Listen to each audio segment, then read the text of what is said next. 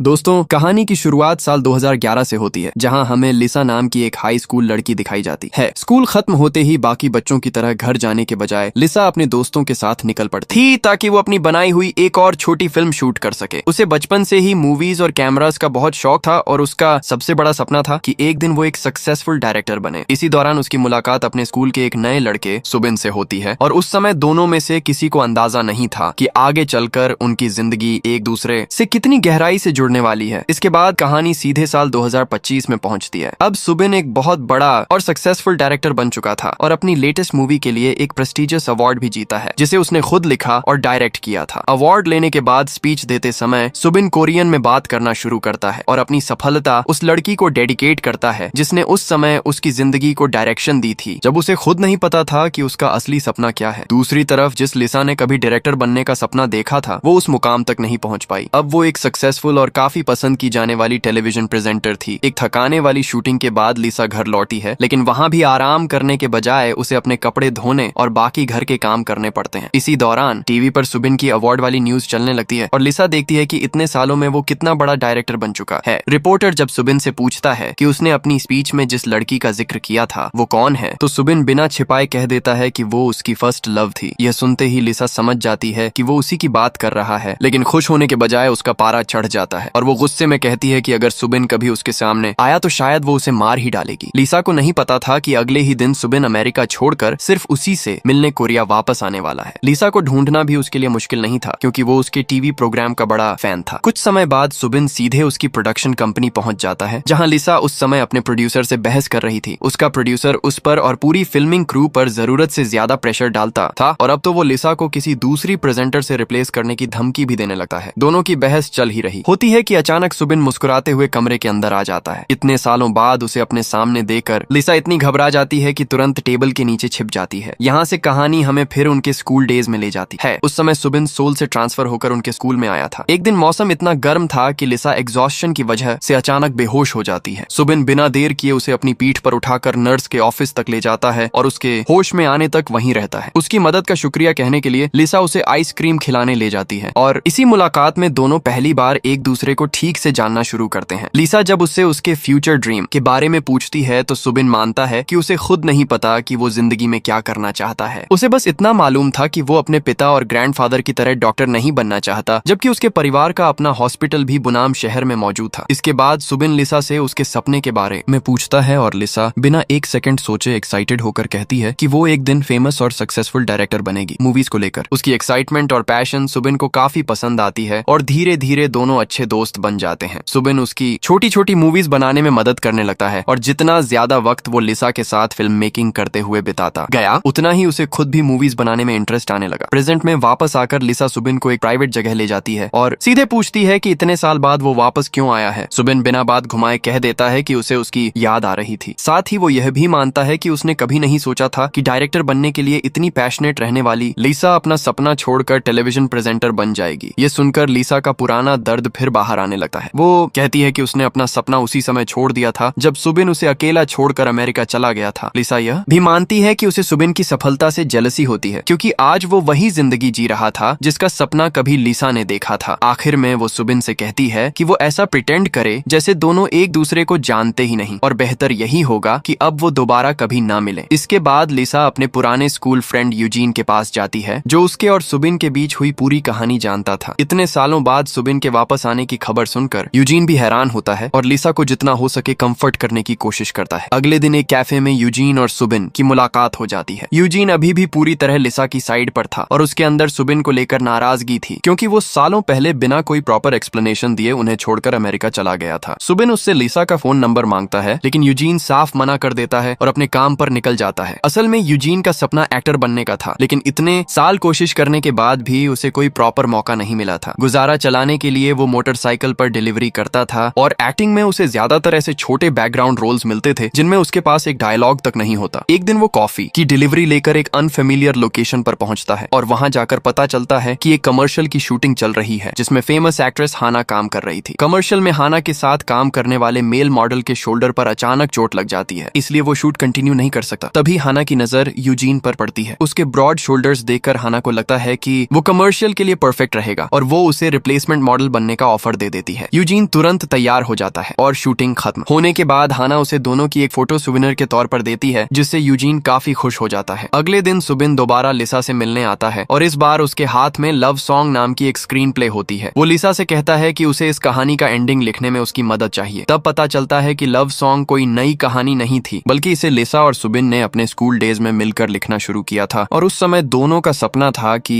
एक दिन यही उनकी पहली फिल्म बनेगी। मगर लिसा उस स्क्रीन प्ले को देखकर इमोशनल होने के बजाय उस पर अपनी टी डाल देती है और सुबिन से कहती है कि अब वो बहुत देर से वापस आया है। लिसा वहां से निकल जाती है और तभी तेज बारिश होने लगती है। सुबिन उसके पीछे जाता है और उसके सिर के ऊपर अम्ब्रेला पकड़ लेता है। अब लिसा अपने अंदर दबा हुआ दर्द रोक नहीं पाती और बताती है कि कई साल पहले वो लगातार 15 दिनों तक बारिश में उसके घर के बाहर खड़ी रही थी, सिर्फ इसलिए क्योंकि उसे उम्मीद थी कि सुबिन एक बार बाहर आकर उससे ठीक से बात करेगा। लेकिन जब वो आखिरकार बाहर आया तो उसने बस इतना कहा कि वो डॉक्टर बनने के लिए अमेरिका जा रहा है और उसी वक्त बिना कोई सही वजह बताए उनका रिलेशनशिप खत्म कर दिया। लिसा उससे पूछती है कि उसने उसके साथ ऐसा क्यों किया, लेकिन सुबिन के पास अभी भी कोई जवाब नहीं होता। असल में उस दिन सुबिन से बात करने के बाद लिसा पहले वहां से चली गई थी, लेकिन थोड़ी दूर जाकर उसने अपना फैसला बदल दिया और वापस उसके पास जाने लगी। रोड क्रॉस करते समय एक कार ने उसे टक्कर मार दी और एक्सीडेंट इतना सीरियस था कि लिसा कई दिनों तक हॉस्पिटल में अनकॉन्शियस रही। जब उसकी आंख खुली तो उसने अपनी माँ को काले कपड़ों में देखा और तभी पता चला कि जिस समय वो बेहोश थी उसी दौरान उसके पिता की भी मौत हो गई थी। यानी अपनी जिंदगी के सबसे मुश्किल समय में लिसा को अपनी इंजरीज और पिता को खोने का दर्द अकेले सहना पड़ा, जबकि जिस इंसान से उसे सबसे ज्यादा उम्मीद थी वो उसी समय उसे छोड़कर चला गया था। इसी वजह से वो सुबिन से कहती है कि उसे आज भी इस बात का पछतावा है कि उसने कभी उससे प्यार किया था। इसके बाद वो उसके हाथ से अम्ब्रेला लेती है और अकेली वहां से चली जाती है। सुबिन का छोड़कर जाना लिसा के लिए इतना पेनफुल इसलिए भी था क्योंकि एक समय पर वही अकेला इंसान था जिसे उसके टैलेंट पर पूरा भरोसा था। स्कूल में जब लिसा को अपनी पहली स्टूडेंट फिल्म के लिए अवार्ड मिला था तो सेरेमोनी में फूल लेकर आने वाला अकेला इंसान सुबिन ही था। यहाँ तक कि लिसा की माँ भी डायरेक्टर बनने के उसके सपने को सीरियस नहीं लेती थी और जब भी वो पढ़ाई छोड़कर अपनी छोटी मूवीज बनाने लगती तो उसे डांटती थी। लेकिन सुबिन हमेशा अलग था। वो लिसा की मूवीज को पसंद करता था और धीरे धीरे उसी की वजह से उसने फैसला किया कि वो भी डायरेक्टर बनेगा। दोनों ने साथ में लव सॉन्ग लिखना शुरू किया और इसी दौरान उनकी दोस्ती प्यार में बदल गई। प्रेजेंट में दूसरी तरफ यूजीन एक प्रोडक्शन कंपनी में दोबारा ऑडिशन या काम की उम्मीद लेकर जाता है, जिसने उसे पहले भी रिजेक्ट किया था, लेकिन इस बार भी उसे कोई मौका नहीं मिलता। उसे अभी यह नहीं पता था कि ये कंपनी फेमस एक्ट्रेस हाना की माँ सूही की थी। इसी बीच लिसा का प्रोड्यूसर उसे अपने ऑफिस में बुलाकर एक नया काम देता है। वो चाहता था कि लिसा बुनाम जाकर सुबिन को उनके प्रोग्राम के एक एपिसोड में आने के लिए कन्विंस करे। प्रोड्यूसर को पता था कि दोनों पहले से एक दूसरे को जानते हैं, इसलिए उसके हिसाब से सुबिन को मनाने वाली सबसे सही इंसान लिसा ही थी। लिसा साफ मना कर देती है, लेकिन प्रोड्यूसर धमकी देता है कि अगर वो सुबिन को लेकर सोल वापस नहीं आई तो उसे किसी दूसरी प्रेजेंटर से रिप्लेस कर दिया जाएगा। नौकरी बचाने के लिए लिसा मजबूरी में सुबिन से मिलने जाती है और साफ साफ बताती है कि अगर उसने एपिसोड शूट करने से मना किया तो उसका प्रोग्राम उससे छीना जा सकता है। उसी समय सुबिन को अपनी माँ का मैसेज आता है कि वो आज उसके साथ लंच नहीं कर पाएगी। सुबिन थोड़ा डिसअपॉइंटेड होता है, लेकिन इसे जाहिर नहीं करता और उसकी जगह लिसा को अपने साथ लंच करने के लिए कहता है। तभी प्रोड्यूसर फिर लिसा को कॉल करके जल्दी करने का प्रेशर डालने लगता है। सुबिन खुद फोन लेता है और एपिसोड करने के लिए अग्री कर जाता है, जिससे फिलहाल लिसा की जॉब बच जाती है। इसके बाद सुबिन लिसा को अपने घर ले जाता है और लव सॉन्ग की स्क्रीन प्ले एक बार फिर उसके सामने रखकर कहता है कि वो चाहता है लिसा उसके साथ इस फिल्म पर काम करे। इस बार वो सालों पहले उसे छोड़कर जाने की असली वजह भी बताने की कोशिश करता है। सुबिन बताता है कि उसका पिता बहुत वायलेंट इंसान था जो उसकी और उसकी माँ की बात न मानने पर दोनों को बुरी तरह मारता था। जब उसके पिता को पता चला कि सुबिन डॉक्टर बनने के बजाय डायरेक्टर बनना चाहता है तो उसने दोनों को घर में बंद तक कर दिया और अब्यूज करना जारी रखा। आखिरकार सुबिन अमेरिका जाने के लिए इसलिए तैयार हुआ क्योंकि उसे लगा कि अगर वो अपने पिता की बात मान लेगा तो कम से कम उसकी माँ पर होने वाला वायलेंस रुक जाएगा। लेकिन इतने सालों का दर्द सुनने के बाद भी लिसा उसे आसानी से माफ नहीं कर पाती। वो कहती है कि पहले उसे लगता था सुबिन बहुत घटिया इंसान है, लेकिन उसकी पूरी कहानी सुनने के बाद अब उसे वो सिर्फ कमजोर और पैथेटिक लगता है। इतना कहकर लिसा वहां से चली जाती है। अगले दिन सोल वापस जाते समय वो रोड क्रॉस कर रही होती है कि एक कार अचानक उसकी तरफ आने लगती है। सुबिन सही समय पर उसका हाथ पकड़कर उसे पीछे खींच लेता है, लेकिन इतने में लिसा के पुराने एक्सीडेंट की मेमोरीज वापस आ जाती हैं। डर और पैनिक में वो बिना सोचे सुबिन को कसकर गले लगा लेती है। कुछ दिनों बाद सुबिन अपने मैनेजर और क्लोज फ्रेंड ली से मिलता है, जो एक प्रोडक्शन कंपनी में एग्जीक्यूटिव डायरेक्टर भी था और लिसा के साथ उसके पूरे पास्ट के बारे में जानता था। सुबिन उसे बताता है कि उसने लव सॉन्ग की स्क्रीन प्ले फिर से लिसा को दे दी है और अब वो चाहता है कि दोनों इस फिल्म को पार्टनर्स की तरह मिलकर बनाएं। इसी दौरान यूजीन को हाना की नई मूवी में एक एक्स्ट्रा का छोटा सा रोल मिल जाता है। सेट पर उसे दोबारा देखकर हाना भी हैरान होती है और ब्रेक के दौरान खुद उसके पास बैठकर अपना खाना शेयर करती है। बातचीत में जब उसे पता चलता बताता है कि यूजीन के पास मोटरसाइकिल है तो वो उससे राइड पर ले जाने के लिए कहती है। यूजीन को उसका बिहेवियर थोड़ा अजीब लगता है, लेकिन फिर भी वो तैयार हो जाता है और हाना उस छोटी सी राइड को काफी एंजॉय करती है। उसे सेट पर वापस छोड़ने के बाद यूजीन चला जाता है, मगर गलती से अपना हेलमेट वहीं भूल जाता है। उसी रात जब वो घर पहुंचता है तो हाना उसके बाहर खड़ी उसका इंतजार कर रही होती है। वो बताती है कि यूजीन के रिज्यूम से उसे उसका एड्रेस मिल गया था। यूजीन पूछता है कि आखिर वो उसके साथ इतना फ्रेंडली क्यों हो रही है। तब हाना मानती है कि वो दोस्त बनाने में बहुत खराब है और सच में चाहती है कि दोनों अच्छे फ्रेंड्स बने। यूजीन भी मान जाता है और हाना उसका हेलमेट वापस करती है जिस पर उसने अपना फोन नंबर लिख दिया था। अगली शाम लिसा अपने प्रोग्राम की टीम डिनर में जाती है। उसका प्रोड्यूसर जरूरत से ज्यादा शराब पी लेता है और लिसा को आदेश देता है कि वो उसे कार से घर छोड़े, जबकि लिसा ने भी ड्रिंक की हुई थी। तभी वहाँ सुबिन पहुंच जाता है और साफ कहता है कि लिसा ड्राइव करने की हालत में नहीं है। वो मजाक में उसे सलाह देता है कि प्रोड्यूसर से बचने के लिए वो जितनी ड्रंक है उससे भी ज्यादा ड्रंक होने की एक्टिंग करे, क्योंकि अपने प्रोड्यूसर को घर छोड़ना उसकी जॉब का हिस्सा नहीं है। लेकिन सुबिन वहाँ सिर्फ इसी वजह से नहीं आया था। उसे पता चल चुका था कि कंपनी ने लिसा का प्रोग्राम कैंसिल करने और उसकी जगह किसी दूसरी प्रेजेंटर के साथ नया शो शुरू करने का फैसला पहले ही कर लिया है। प्रोड्यूसर को सिर्फ यह कहा गया था कि जब तक नया शो तैयार नहीं होता तब तक लिसा और उसकी पॉपुलैरिटी का इस्तेमाल करते रहो और आखिरी समय पर उसे जॉब से निकाल देना। अपने साथ हो रहे इस धोखे के बारे में पता चलते ही लिसा का गुस्सा फूट पड़ता है। वो प्रोड्यूसर की कार कीज छीनती है, उसे पैसेंजर सीट पर बैठाती है और खुद इतनी डेंजरस ड्राइविंग करने लगती है कि प्रोड्यूसर डर के मारे परेशान हो जाता है। कुछ दूर जाने के बाद लिसा कार रोकती है और उसकी कीज उठाकर सीधे समुद्र में फेंक देती है। फिर वो कहती है कि उसे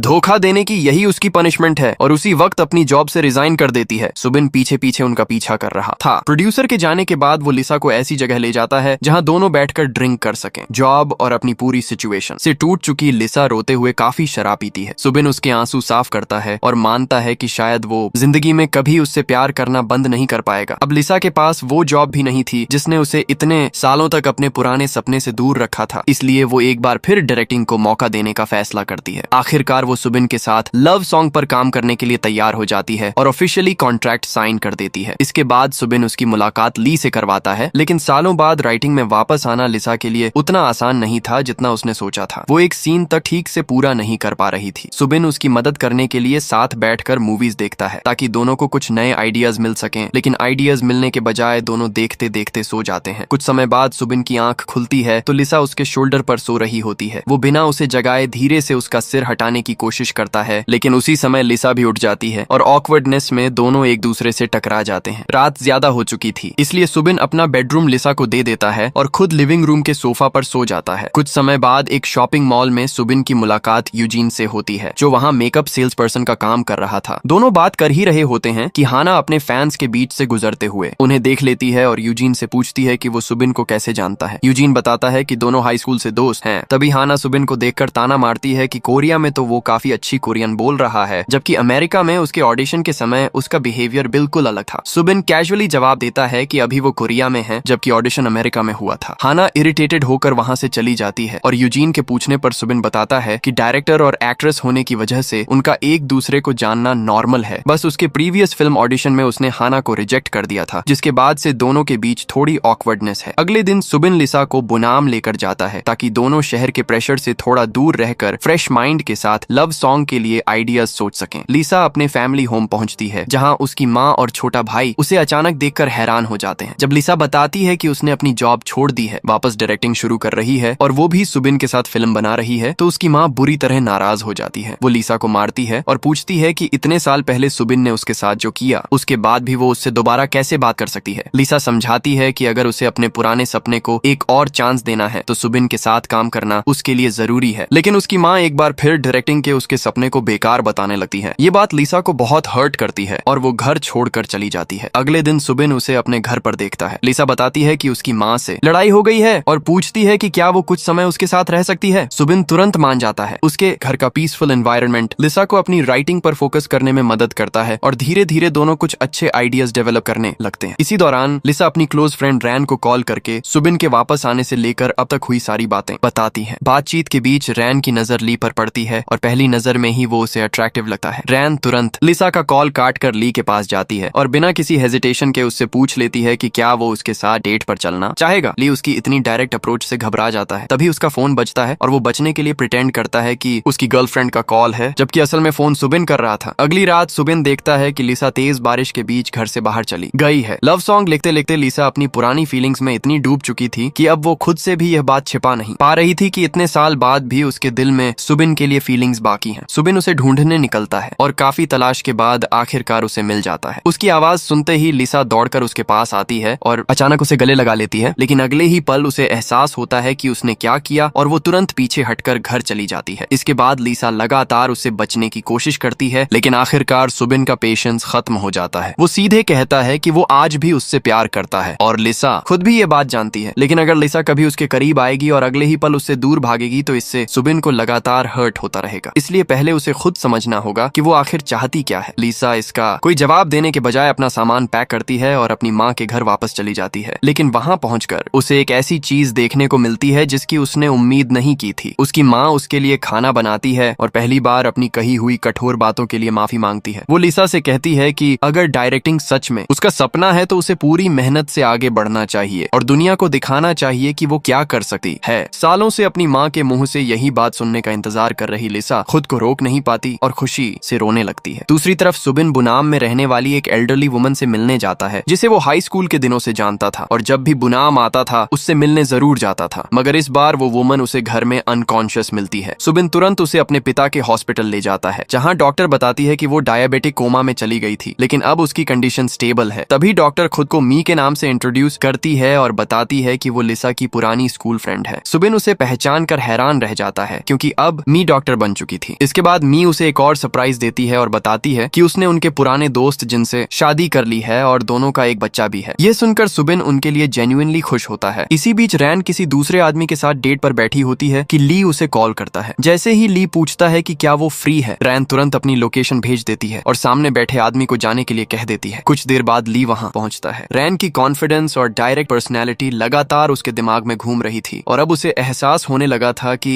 वो भी उसकी तरफ अट्रैक्ट हो रहा है। पहली प्रॉपर बातचीत में ही दोनों अपने काम और पर्सनल लाइफ के बारे में खुलकर बातें करने लगते हैं और ली को पता चलता है कि रैन खुद भी डायरेक्टर है। उनकी मुलाकात आगे बढ़ती है और आखिरकार दोनों साथ होटल चले जाते हैं। उधर लिसा सुबिन के घर पर उसका इंतजार कर रही थी क्योंकि दोनों को लव सॉन्ग पर काम करना था। सुबिन कॉल करके एल्डरली वुमन के हॉस्पिटल में होने की बात बताता है और कहता है कि आज उसे अकेले काम करना पड़ेगा। अगली सुबह लिसा खुद सुबिन से मिलने हॉस्पिटल पहुंच जाती है। तब तक हॉस्पिटल का स्टाफ फेमस डायरेक्टर सुबिन के आने की बातें कर रहा था और उसकी सक्सेस की तारीफ सुबिन के पिता तक भी पहुंच जाती है। संयोग से सुबिन और उसका पिता एक ही एलिवेटर में आ जाते हैं और उसे देखते ही सुबिन के चेहरे का रंग बदल जाता है। उसका पिता अपनी कीज निकालकर एलिवेटर को बीच में रोक देता है और सारी लाइट्स बंद कर देता है। उसे अच्छी तरह पता था कि सुबिन को डार्क और क्लोज्ड स्पेसेस से बहुत डर लगता है क्योंकि बचपन में पनिशमेंट देने के लिए वो उसे अंधेरे कमरे में बंद कर देता था। जैसे ही एलिवेटर में अंधेरा होता है, सुबिन के चाइल्डहुड ट्रॉमा की सारी मेमोरीज वापस आने लगती हैं और वो वहीं फ्लोर पर बैठकर पैनिक करने लगता है। उसका पिता मदद करने के बजाय उसे और तोड़ता है और कहता है कि सुबिन हमेशा कमजोर और पैथेटिक ही रहेगा क्योंकि इतने साल दूर रहने के बाद भी आखिर में वो उसी जगह वापस आ गया जहाँ से भागा था। उसे परेशान करने के बाद उसका पिता एलिवेटर दोबारा स्टार्ट कर देता है। डोर्स खुलते ही बाहर खड़ी लिसा सुबिन को फ्लोर पर पड़ा देखती है और तुरंत उसके पास जाती है। वो उसे संभाल कर घर ले आती है, लेकिन सुबिन वहाँ पहुँचने के बाद भी किसी से बात नहीं करता और खुद को बेडरूम में बंद कर लेता है। लिसा उसके पीछे जबरदस्ती अंदर जाने के बजाय दरवाजे के दूसरी तरफ बैठ जाती है और कहती है कि अगर वो कुछ नहीं बताना चाहता तो भी कोई बात नहीं, वो बस यहीं उसके पास बैठी रहेगी। फिर उसका ध्यान हटाने के लिए वो मी और जिन की शादी का जिक्र करती है और दोनों उनकी जिंदगी के बारे में बात करते करते हंसने लगते हैं। तभी सुबिन को एहसास होता है कि कुछ मिनटों के लिए ही सही लिसा ने उसका ध्यान उसके पिता और पुराने ट्रॉमा से हटा दिया था। वो दिल से उसका शुक्रिया करता है कि वो उस समय उसके साथ रही। उसी रात यूजीन और हाना साथ समय बिता रहे होते हैं। अब दोनों अच्छे दोस्त बन चुके थे, इसलिए हाना उससे उसकी जिंदगी के बारे में पूछती है। यूजीन बताता है कि वो एक गरीब फैमिली से आता है और उसके पिता का छोटा सा रेस्टोरेंट है। उसके पिता कभी नहीं चाहते थे कि यूजीन एक्टर बने क्योंकि वो चाहते थे कि उनका बेटा रेस्टोरेंट संभाले, लेकिन यूजीन सालों से एक्टिंग के पीछे भाग रहा था और इसके बावजूद उसे अभी तक बैकग्राउंड में खड़े रहने वाले छोटे रोल से ज्यादा कुछ हासिल नहीं हुआ था। ये सुनने के बाद हाना भी अपनी जिंदगी की एक ऐसी बात बताती है जो उसने लगभग किसी से शेयर नहीं की थी। उसका अपनी माँ सूही के साथ रिलेशनशिप कभी नॉर्मल नहीं रहा क्योंकि सूही ने उसे बेटी की तरह कम और एक एक्ट्रेस की तरह ज्यादा पाला था। बचपन से उसका पूरा फोकस सिर्फ इस बात पर था कि हाना एक सक्सेसफुल एक्ट्रेस बने, चाहे उसके लिए उसे कितनी भी परेशानी क्यों ना सहनी पड़े। एक बार बचपन में हाना मिल्क कमर्शियल शूट कर रही थी और डायरेक्टर बार बार वही सीन रिपीट करवा रहा था। सूही ने उसे इतनी बार मिल्क पीने पर मजबूर किया कि आखिरकार हाना बीमार पड़ गई। इसी तरह के प्रेशर में बड़ी होने की वजह से ना उसके प्रॉपर फ्रेंड्स बन पाए और ना ही उसे नॉर्मल चाइल्डहुड जीने का मौका मिला। अगली सुबह ली की की आंख खुलती है तो रैन पहले ही होटल से जा चुकी होती है। ली बाद में उसके वर्क प्लेस पहुंच जाता है, लेकिन रैन साफ कहती है कि पिछली रात जो हुआ उसे वो बस वन टाइम थिंग मानती है और अब इस रिलेशनशिप को आगे नहीं बढ़ाना चाहती। ली अभी उससे बात कर ही रहा होता है कि रैन का बॉस उसे लव सीरीज नाम के एक रियलिटी डेटिंग शो में पार्टिसिपेट करने का ऑफर देता है। इस शो में कुछ लड़के और लड़कियां एक ही घर में रहते हैं। कैमरास लगातार उनकी जिंदगी रिकॉर्ड करते हैं और देखा जाता है कि उनमें से कौन नेचुरली एक दूसरे के प्यार में पड़ता है। ली बिना ज्यादा सोचे इस शो के लिए तैयार हो जाता है, लेकिन उसकी असली वजह शो नहीं बल्कि रैन थी, क्योंकि इस प्रोग्राम की डायरेक्टर वही थी और ली अब उसे इतनी आसानी से अपनी जिंदगी से गायब नहीं होने देना चाहता था। उसी रात सुबिन लिसा के साथ होता है और अपनी माँ का हाल पूछने के लिए उसे कॉल करता है। फोन पर कुछ ऐसा सुनाई देता है जिससे सुबिन तुरंत परेशान हो जाता है और बिना देर किए अपनी माँ के घर भागता है। वहाँ पहुंचकर वो देखता है कि उसकी माँ को बुरी तरह पीटा गया है। पता चलता है कि उसके पिता ने सिर्फ इसलिए उस पर हमला किया क्योंकि उसने अपनी पत्नी को सुबिन से फोन पर बात करते देख लिया था। सुबिन लिसा से कहता है कि वो उसकी माँ को अपने घर ले जाए और खुद अपने पिता के पास जाकर उसे साफ वार्निंग देता है कि अब वो दोबारा उसकी माँ को हाथ लगाने की कोशिश भी ना करे। लेकिन उसका पिता उल्टा कहता है कि वो उसकी वाइफ है और सुबिन को एक बात याद रखनी चाहिए, वो उसकी असली माँ भी नहीं है। सुबिन वहाँ से जाने लगता है, तभी उसका पिता उसे रोककर एक और पेनफुल बात बताता है। वो कहता है कि सुबिन में लोगों की जिंदगी बर्बाद करने का कमाल का टैलेंट है और इसका सबसे बड़ा एग्जाम्पल लिसा है। इसके बाद वो खुलासा करता है कि जिस दिन सुबिन ने लिसा से ब्रेकअप करके अमेरिका जाने की बात कही थी, उसी दिन लिसा का भयानक एक्सीडेंट हुआ था और उसे इसी हॉस्पिटल में लाया गया था। यहाँ तक कि लिसा की माँ ने सुबिन के पिता से मिलकर अपने बेटी के एक्सीडेंट के लिए सुबिन को जिम्मेदार भी ठहराया था। ये बात सुनते ही सुबिन सीधे लिसा के पास जाता है। वहाँ पहुंचकर उसकी नजर लिसा के पैर पर पड़ती है और पहली बार उसे ऑपरेशन का वो पुराना स्कार दिखाई देता है। अब सुबिन को समझ आ जाता है कि जिस एक्सीडेंट के बारे में वो इतने सालों से कुछ नहीं जानता था, उसने लिसा की जिंदगी पर कितनी गहरी चोट छोड़ी थी। लिसा के पैर पर ऑपरेशन का स्कार देखते ही सुबिन पूरी तरह टूट जाता है। उसकी आंखों से आंसू निकलने लगते हैं और वो बार बार लिसा से माफी मांगता है, क्योंकि अब उसे लग रहा था कि उसके एक फैसले की वजह से लिसा ने इतना दर्द सहा। लिसा तुरंत समझ जाती है कि उसके पिता ने उसे एक्सीडेंट की पूरी सच्चाई बता दी है। वो सुबिन के आंसू साफ करती है और धीरे बोलने के लिए कहती है, क्योंकि उसकी माँ पास वाले कमरे में सो रही थी। जब सुबिन थोड़ा शांत होता है तो लिसा उसे समझाती है कि अगर उस समय उसे पता होता कि लिसा उससे कितना प्यार करती थी तो शायद उसका घमंड आसमान तक पहुंच जाता। वो बताती है कि ब्रेकअप के बाद वापस मुड़कर उसके पास जाने का फैसला उसने खुद किया था, इसलिए उस एक्सीडेंट के लिए सुबिन खुद को जिम्मेदार नहीं ठहरा सकता। प्यार उसका था, फैसला भी उसका था और जो हुआ उसके लिए वो सुबिन को पूरी जिंदगी गिल्ट में नहीं देखना चाहती। अगली सुबह सुबिन की माँ ब्रेकफास्ट बनाती है और कहती है कि अब उसे अपने पति के पास वापस जाना चाहिए, क्योंकि अब तक वो उठ चुका होगा और उसे ढूंढ रहा होगा। लेकिन सुबिन साफ मना कर देता है। उसने पहले ही अपनी माँ का जरूरी सामान घर से निकलवा लिया था और अब उसे उस एल्डरली वुमन के पास ले जाता है जिसे उसने हाल ही में हॉस्पिटल पहुंचाया था। सुबिन अपनी माँ से कहता है कि वो वहाँ सुरक्षित रह सकती है और जब भी वो खुद व्यस्त हो तब उस एल्डरली वुमन की देखभाल और कंपनी भी दे सकती है। इस तरह दोनों महिलाएं एक दूसरे का सहारा बन सकती थीं और उसकी माँ को उस अब्यूसिव घर में लौटने की जरूरत नहीं थी। इसके बाद सुबिन फिर से लिसा के साथ लव सॉन्ग पर काम करना शुरू करता है, लेकिन एक्सीडेंट की सच्चाई जानने के बाद उसका बिहेवियर पहले से भी ज्यादा प्रोटेक्टिव हो गया था। वो हर छोटी बात में लिसा का ध्यान रखता और कोशिश करता कि उसे किसी तरह की परेशानी ना हो। कुछ समय की मेहनत के बाद आखिरकार दोनों स्क्रीन प्ले पूरी कर लेते हैं और उस एंडिंग को भी लिख देते हैं जो इतने सालों से अधूरी पड़ी थी। उस रात दोनों अपनी जीत सेलिब्रेट करने के लिए साथ ड्रिंक करते हैं और मूवीज, स्टोरीज और फिल्म मेकिंग को लेकर वैसे ही एक्साइटेड होकर बातें करते हैं जैसे स्कूल के दिनों में किया करते थे। कुछ समय के लिए ऐसा लगता है जैसे इतने सालों का दर्द बीच से हट गया हो और दोनों फिर वही पुराने दोस्त बन गए हों। कुछ दिनों बाद लव सॉन्ग की प्रोडक्शन और फिल्मिंग क्रू भी पहुंच जाती है। क्रू के ज्यादातर लोग पहले सुबिन के साथ काम कर चुके थे, इसलिए सभी उसे अच्छी तरह जानते और रिस्पेक्ट करते थे। लेकिन लिसा के लिए यह उसकी पहली प्रोफेशनल मूवी थी और वहाँ लगभग कोई उसे नहीं जानता था। समस्या सिर्फ इतनी नहीं थी कि वो नई थी, बल्कि लोग उसे जानने की कोशिश तक नहीं कर रहे थे। मीटिंग्स और डिसीजंस में उसे इग्नोर किया जाता और पूरा बिहेवियर ऐसा था जैसे प्रोजेक्ट पर उसका कोई अथॉरिटी ही ना हो। लिसा ये सब कुछ समय तक सहती रहती है, लेकिन जब सुबिन पूछता है कि वो इतनी अपसेट क्यों है तो आखिरकार उसका फ्रस्ट्रेशन बाहर आ जाता है। लिसा कहती है कि पूरी क्रू के बीच उसे ऐसा महसूस होता है जैसे वो कोई गोस्ट हो। किसी को यह फर्क ही नहीं पड़ता कि वो इस फिल्म की राइटर और को डायरेक्टर है, क्योंकि सबकी नजर में उसकी सिर्फ एक पहचान थी, सुबिन की पुरानी स्कूल फ्रेंड। उन्हें लगता था कि फेमस डायरेक्टर सुबिन ने अपने किसी पुराने जानने वाले पर एहसान करके उसे फिल्म में जगह दे दी है। लिसा को सबसे ज्यादा यही बात हर्ट करती है, क्योंकि वो किसी की मदद के सहारे नहीं बल्कि अपने टैलेंट के दम पर डायरेक्टर के रूप में पहचानी जाना चाहती थी। सुबिन कुछ जवाब दे पाता उससे पहले ही लिसा वहाँ से चली जाती है। दूसरी तरफ लव सॉन्ग को अभी प्रॉपर फाइनेंसिंग की जरूरत थी, इसलिए ली स्क्रीन प्ले सुही की कंपनी में भेज देता है। सुही कोरियन फिल्म इंडस्ट्री की बड़ी प्रोड्यूसर और इन्वेस्टर थी थी, इसलिए अगर उसे प्रोजेक्ट पसंद आ जाता तो फिल्म की फाइनेंशियल प्रॉब्लम काफी हद तक सॉल्व हो सकती थी। जब सूही लव सॉन्ग पढ़ती है तो कहानी उसे इतना डीपली अफेक्ट करती है कि उसकी आंखों में आंसू आ जाते हैं। सुबिन के साथ उसका रिलेशनशिप चाहे जितना कॉम्प्लिकेटेड क्यों ना हो, स्क्रीन प्ले उसे जेन्युइनली पसंद आती है और वो इस फिल्म से जुड़ने के बारे में सीरियसली सोचने लगती है। हालांकि उसी समय उसे एक जरूरी अपॉइंटमेंट के लिए बाहर जाना पड़ता है, इसलिए वो कोई ऑफिशियल फैसला लिए बिना ऑफिस से निकल जाती है। सूही के जाते ही हाना चुपके से उसकी ऑफिस में आती है। असल में वो अपनी माँ का कंपनी स्टैंप ढूंढ रही थी, क्योंकि सूही लंबे समय से हाना की परमिशन के बिना उसी स्टैंप का इस्तेमाल करके उसके बिहाफ पर कॉन्ट्रैक्ट साइन करती आ रही थी। हाना अब अपनी जिंदगी और करियर पर खुद कंट्रोल चाहती थी, इसलिए वो स्टैंप अपने पास रखना चाहती थी। लेकिन उसे ढूंढते हुए उसकी नजर लव सॉन्ग की स्क्रीन प्ले पर पड़ती है। हाना क्यूरियोसिटी में उसे पढ़ना शुरू करती है और कहानी पढ़ते पढ़ते उसे महसूस होने लगता है कि फीमेल लीड का कैरेक्टर जैसे उसी के लिए लिखा गया हो। उसी समय वो मन बना लेती है कि चाहे कुछ भी हो, उसे इस मूवी में लीड रोल चाहिए। इसी दौरान सूही यूजीन से अलग मुलाकात करती है। उसने नोटिस कर लिया था कि उसकी बेटी लगातार यूजीन के साथ समय बिता रही है और उसे डर था कि हाना कहीं सच में उससे प्यार ना करने लगे। इसलिए वो यूजीन के सामने ऐसा ऑफर रखती है जिसे रिजेक्ट करना उसके लिए बेहद मुश्किल था। एक प्रॉपर प्रोफेशनल एक्टिंग कॉन्ट्रैक्ट जिसके जरिए पहली बार उसका करियर सच में बदल सकता था। लेकिन इसके बदले सूही की एक कंडीशन थी कि यूजीन को हाना से पूरी तरह दूरी बनानी होगी। यूजीन के लिए यह फैसला आसान नहीं था। वो हाना के लिए फीलिंग्स डेवलप कर चुका था और जानता था कि उसके साथ अचानक दूरी बनाना उसके ट्रस्ट को तोड़ देगा। लेकिन दूसरी तरफ ये उसकी जिंदगी का पहला रियल एक्टिंग अपॉर्चुनिटी था। इतने साल बैकग्राउंड रोल्स और छोटे मोटे काम करने के बाद उसे डर था कि शायद ऐसा चांस दोबारा कभी ना मिले। आखिरकार अपने करियर को चुनते हुए यूजीन कॉन्ट्रैक्ट साइन कर देता है। अगले